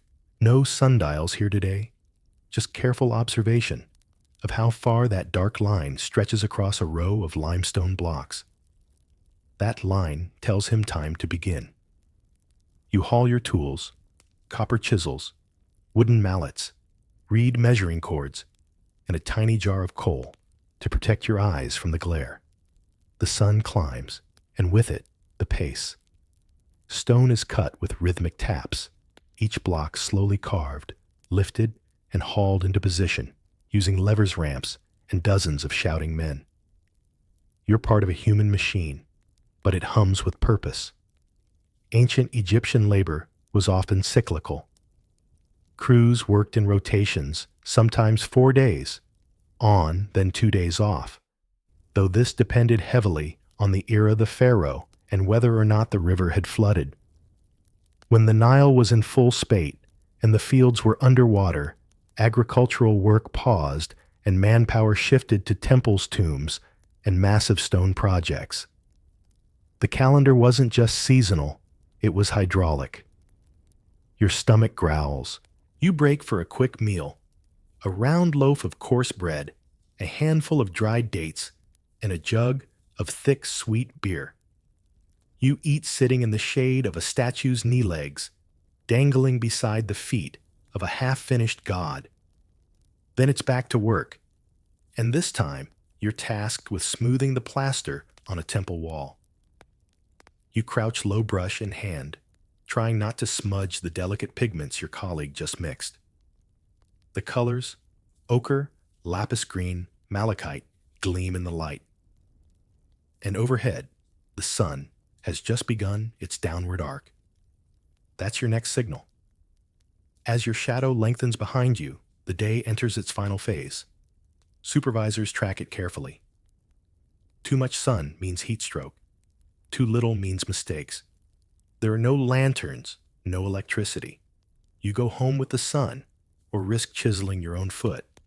One overlooked detail. Some Egyptian workers carried small handheld sundials. These weren't precision instruments, but gave a rough idea of the hour. More reliable were Merket's alignment tools, using stars and plumb lines often employed at night to establish sacred geometry or burial site orientation. Yes, some work happened in darkness, especially when the stars were needed to tell the gods you were paying attention. Historians still debate how fair these jobs were. Evidence from worker villages like Deir el-Medina suggests paid labor rest days, even strikes when rations were delayed. But records also show harsh punishments for laziness or disobedience. The truth, as always, sits between praise hymns and broken bones. By now, the sun dips low enough to cast gold across the desert floor. Your supervisor stands, stretches, and nods. The shadow crosses a mark on a nearby wall. It's time. You wash your hands in a clay bowl, dust off your tunic, and follow the others back toward the village. Children run to greet you, their laughter bouncing off the stone walls. Behind you, the temple glows in the last light, unfinished but eternal. What if your meeting involved cheese, 3 poets, and absolutely no point? The Renaissance gave the world many things: paintings, inventions, conspiracies, but it also gave rise to a curious workday rhythm, where leisure wasn't just a luxury, it was a skill. And now here you are in 15th century Florence, stepping out of a shaded archway into a piazza that smells like lavender oil, baked figs, and maybe just a hint of gossip. It's early afternoon. The bells have rung from the Duomo, and the streets shimmer in the heat. You're supposed to be copying legal contracts in a notary office, your hands still stained with ink, but the maestro has dismissed you early. Too warm for proper letters, he muttered. Take a walk. Think of Aristotle. And so, like many others in this bright, perplexing age, you find yourself at leisure, which here does not mean doing nothing. It means doing everything in a way that looks like you're doing nothing, while actually working quite hard to seem cultured. Renaissance leisure time was paradoxically productive. You wander to a nearby garden where a small group sits on a stone bench discussing Virgil. One wears a velvet cap, another a sandal with only one strap. Someone opens a basket and offers cheese, goat cheese, creamy, and wrapped in a fig leaf. You accept. It's your first meeting of the day. For artisans and tradesmen, the day often followed a semi-structured pattern. Early labor, especially outdoors, was completed by noon. Afternoons were for rest refinement, or wandering into philosophical debates you didn't ask for. A cobbler might mend shoes at dawn and spend his afternoon writing sonnets. A butcher might discuss planetary motion while sharpening knives. This wasn't indulgence, it was status. One overlooked detail. Many guild contracts actually included clauses for study hours or neighborly strolls. It was believed that a clear mind made a better craftsman. So if your fresco artist was found asleep under a fig tree at 3 p.m., he could just claim he was contemplating divine proportions. You rise from the bench and follow a group into the shade of a loggia where painters lounge beside barrels of crushed lapis pigment. They're not working today, not because there's no commission, but because the patron is late and the light isn't emotionally appropriate. You laugh. Someone quotes Plato. Someone else tries to outquote him. You lean against a column and think about olives. Historians still argue how much leisure truly existed during the Renaissance. Some scholars claim it was a privilege of the elite, a luxury masked as intellectual pursuit. Others point to records of common artisans regularly attending lectures, musical performances, or even amateur science clubs. Florence, after all, was a city of contradictions. Work was sacred, but so was beauty. As the afternoon stretches, the piazza shifts. Vendors slow their shouts. Pigeons waddle in pairs. The entire city seems to exhale. Time is no longer urgent, it's ambient. You spot your master across the square. He raises a hand, sees your fig-stained mouth, and nods. No rebuke? This too is part of your training. You pass a group of boys playing a dice game and hear laughter float through the archways. Somewhere, a lute plucks out a half-forgotten melody. You sit on the edge of a fountain and swirl your fingers in the water. Cold, perfect, useless, entirely worth it. There's no rush to get back. The ink will still be there tomorrow. And if anyone asks what you did today, you'll say you studied balance, proportion, and also you ate cheese. When your whole world floats on water, your shift begins with a bell and ends with the stars. You're aboard a wooden ship now, somewhere in the choppy Atlantic of the 17th century. The sun hasn't risen yet, but the deck creaks under your boots. The ropes groan with tension, and the cold has already claimed your fingertips. Someone rings the ship's bell. Twice then, once more. It's time for your watch. Unlike landwork time at sea, is not ruled by light or labor. It's ruled by watches, rotating shifts that divide the day into manageable chunks, ensuring the ship is never unattended. Your world is carved into segments, midnight to 4 a.m., 4 to 8 a.m., 8 to noon, and so on. Each segment has a name. Each name feels heavier when you're the one on deck. Right now, it's the dog watch. The winds are waking the sky, just beginning to pale. You move to your station, grab hold of a rope that smells of brine and mildew, and begin the day's first task, checking the rigging, making sure the sail hasn't torn in the night. Sailors' days were built on bells, not clocks. Every half hour, a sand glass was turned. When the sand ran out, someone struck the bell. 1 strike for the first half hour, 2 for the next up to 8. At the end of a 4-hour watch, the bell rang 8 times, and your world shifted again. There is no start time or lunch break on a ship. There is only your watch and the one after it and the next storm you'll sail through.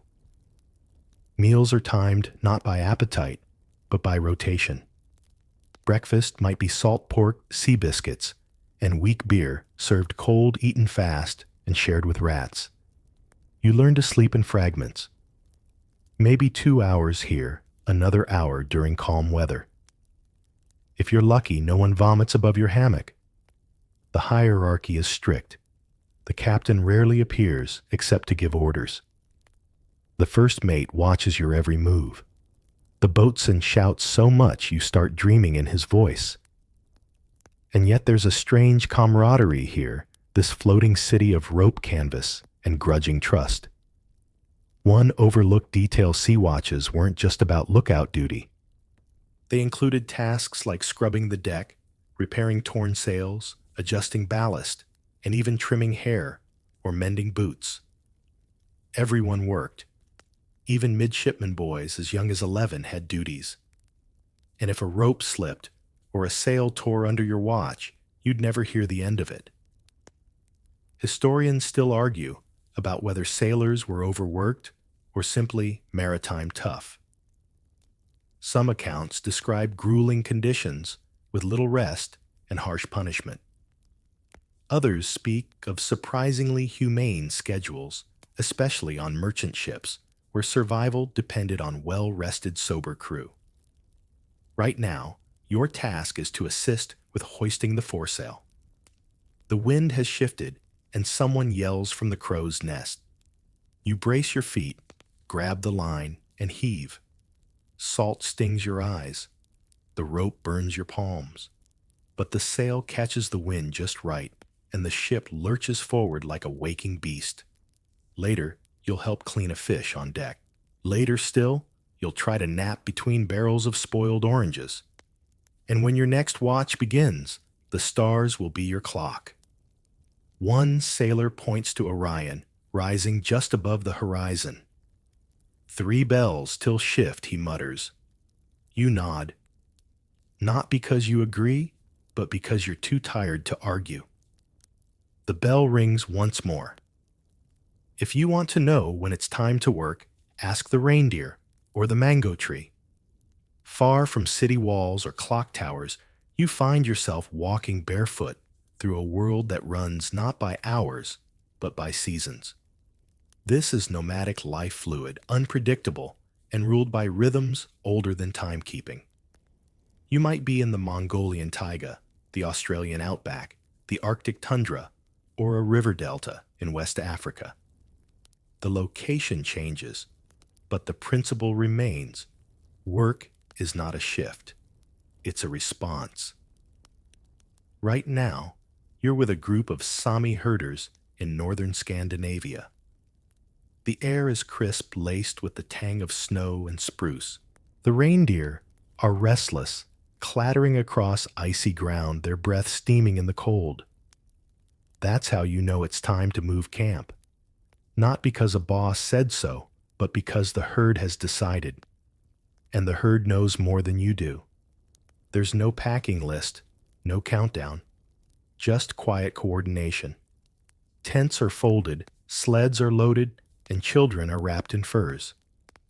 The entire camp begins to shift with a grace that looks like chaos, but isn't. You've done this a dozen times already, and you're still the slowest. Nomadic labor doesn't clock in its circles. You work when water appears, when berries ripen, when animals migrate. You gather only what is ready. In Australia's Yolngu communities, the appearance of certain star constellations or the flowering of specific trees triggers movement or harvest. The sky is your calendar. The trees are your schedule. You travel now. Over frozen rivers, across grassy plains, through humid jungle paths. Some days are consumed by the work of movement, packing, walking, foraging. Others are slower, filled with basket weaving, storytelling, fishing, or carving tools. You rest when the rains come. You dance when the dry season returns. One overlooked detail. Many nomadic cultures developed micro-timekeeping rituals. Among the Fulani of West Africa, Herders track milk yields to decide when to relocate. In the Amazon, families will listen to frog calls to determine the approach of monsoon season. The workday begins not when the sun rises, but when the frogs tell you it's about to rain. Historians still debate how structured nomadic labor truly was. Some say it was deeply instinctual, tied to environmental observation and inherited knowledge.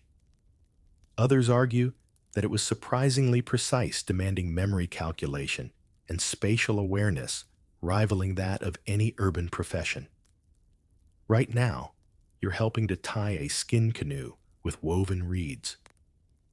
A river crossing lies ahead. Nearby, two elders argue about the timing of mango flowering. One swears the trees are late this year. The other blames the wind. No one consults a clock. They don't need to. Later in the evening, you help butcher a fish. Not for trade, but for tonight's stew. A child hands you a bowl. The sun dips below the edge of the world. A flute plays. Smoke curls toward stars. Tomorrow, if the weather shifts, you'll move again. If not, you'll mend traps, boil dye, or teach the younger ones how to braid grass ropes strong enough to hold a camel's weight. There is no Monday here, no Friday. Just the work that needs doing, and the creatures who remind you when it must begin. You'd think that the people who invented clocks would have more time, but they didn't. It's the 18th century, and you're inside a clockmaker's workshop. The air ticks. Literally. Every surface holds parts that spin, chime clatter, or quietly twitch. Brass gears the size of teacup saucers. Tiny screws. Suspended pendulums. And in the middle of it all, your workbench, piled with pieces that never quite fit together, unless you stare at them long enough to forget your own name. The irony is hard to miss. While nobles check pocket watches and grand halls chime on the hour, you're stuck here behind a desk, elbow, deep in a problem you can't afford to miss time. It's early morning, or late morning, you're not sure. You haven't seen daylight in hours. Time for a clockmaker is both product and enemy. Your customers are obsessed with it, demanding accuracy down to the second. You, meanwhile, are lucky if you remember to eat.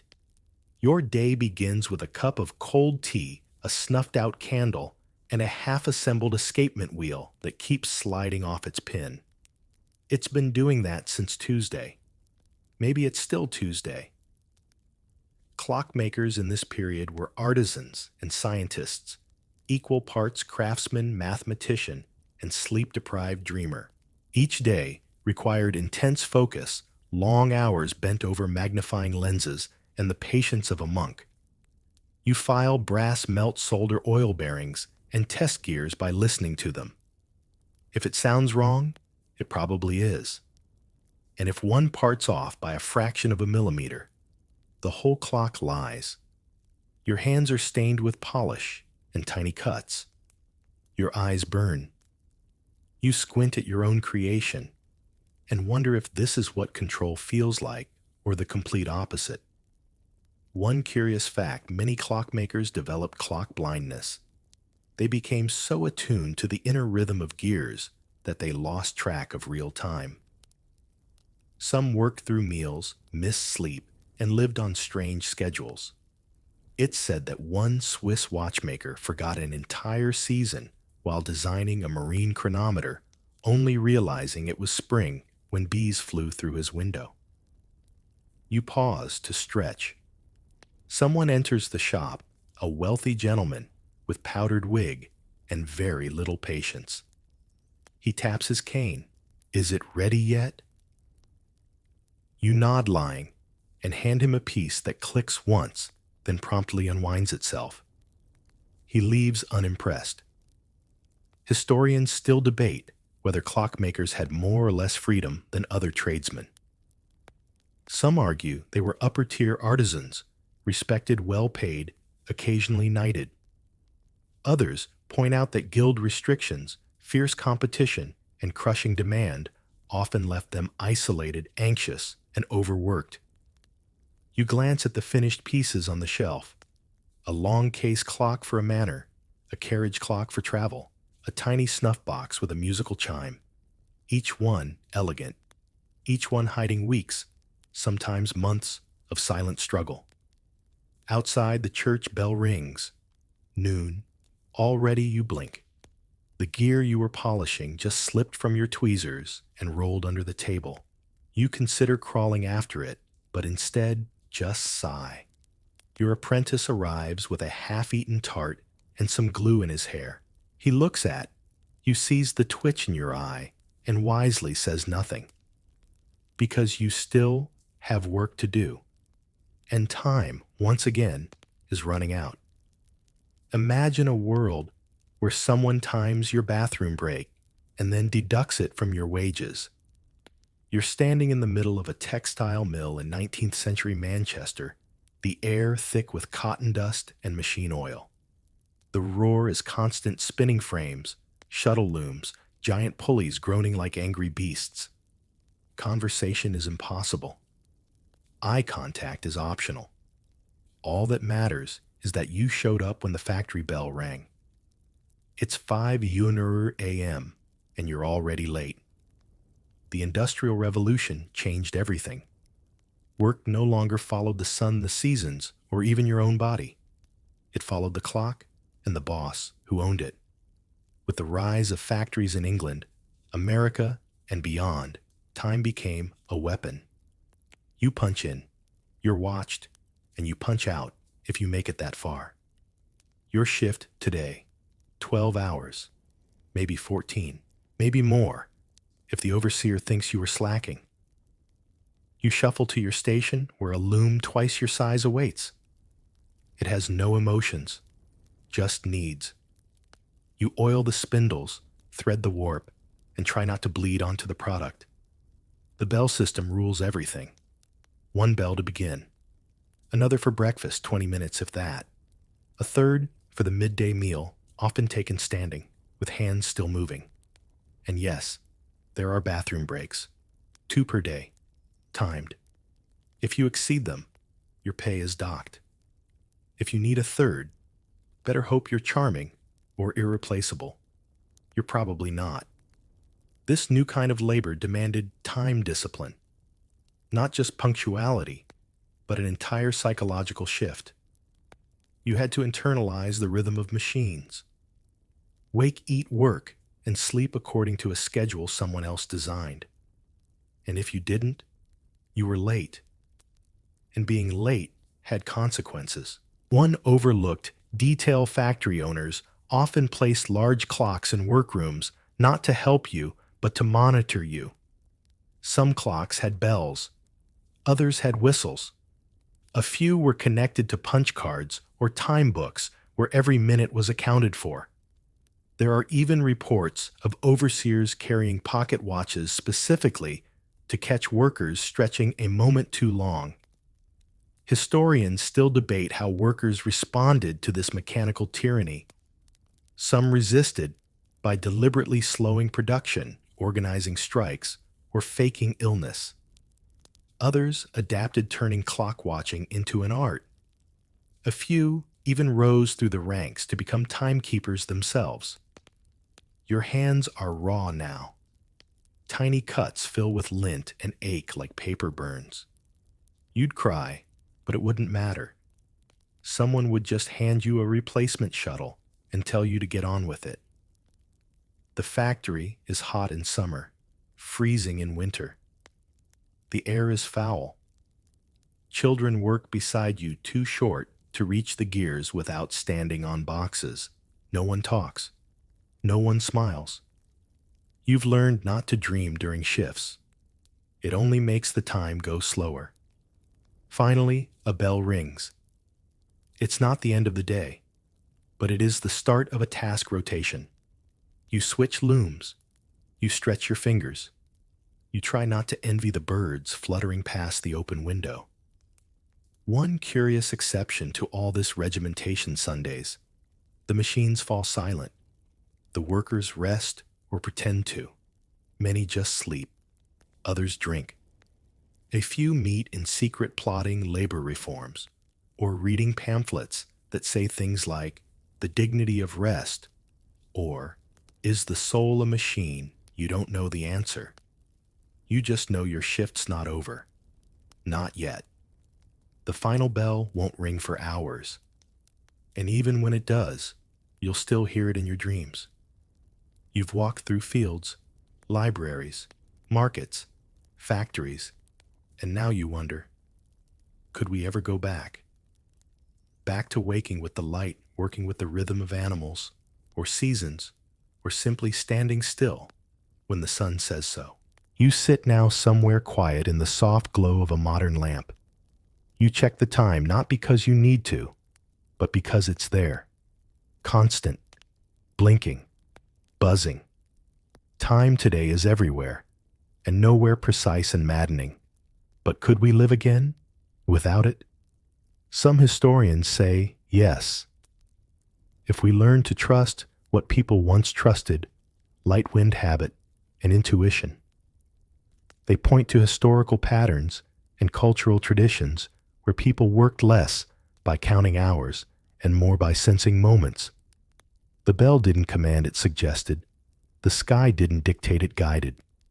Work flowed around the weather, the harvest, the heartbeat of a town or family. Imagine this a life where your body, not your calendar, tells you when to rise. You stretch with the sun. You eat when the bread is warm, not when a microwave dings. You begin your task, gardening, teaching, crafting not at 9 as hours, but when the light is just right and the air smells like morning. That rhythm is slower, softer, kinder, but harder too. There's no backup battery for the weather, no rain delay for the crops, no auto reminder when the cows need milking. You'd trade structure for strain, but maybe, just maybe, you'd gain something else: presence. One overlooked detail. Some modern experiments with natural time have already taken place. Researchers placed volunteers in sealed environments with no clocks, only light cues. The result? Their bodies adapted slowly, drifting toward a two-phase sleep pattern and a more fluid waking day, much like the medieval first sleep and second sleep structure. Productivity didn't disappear. It simply redefined itself. Historians still argue whether pre-modern people had more leisure or simply different kinds of fatigue. They didn't commute, but they walked miles. They didn't have meetings, but they negotiated at markets. They didn't clock out, but they knew when to pause. Could we return to this? Maybe. With effort. With sacrifice. You'd have to give up things. Predictability. Instantaneity. Your favorite digital planner. But in return, you might hear things you've long forgotten: the sound of wind at sunrise, the rhythm of your own breath between tasks, the whisper of light moving across a wooden floor. Some people already do this. Farmers, artists, monks. They rise with purpose, not pressure. They rest when the task is done, not when the clock says so. You sit back. Close your eyes. Maybe tomorrow you'll wake a little earlier. Not because you have to, but because the birds are singing. And now everything slows. You've journeyed through centuries of rising with roosters and dancing with moonlight. You've worked beside firelight under temple shadows and across the decks of creaking ships. You've listened to bells tracked, shadows watch stars, all in the name of simply beginning the day. But now the light is low. The tasks are done, and no one needs anything from you. Let your breath ease out gently. No more loom to thread, no sail to hoist, no glue to stir. Just stillness. The kind our ancestors knew when they sat by the hearth after a long day's work, or stood barefoot in cool grass, watching the sky change colors. Whatever time it is where you are, It's enough. If you're still here, still listening, maybe you feel it too. That pull towards sleep, towards slowness, towards something deeper than the ticking hands of a watch. Because in the end, the most ancient work of all is rest. And maybe you've earned that today. If you'd like to return to stories like this, you can always subscribe quietly, of course. But before you drift off, tell me, where are you? What time is it? And who's your favorite forgotten historical figure?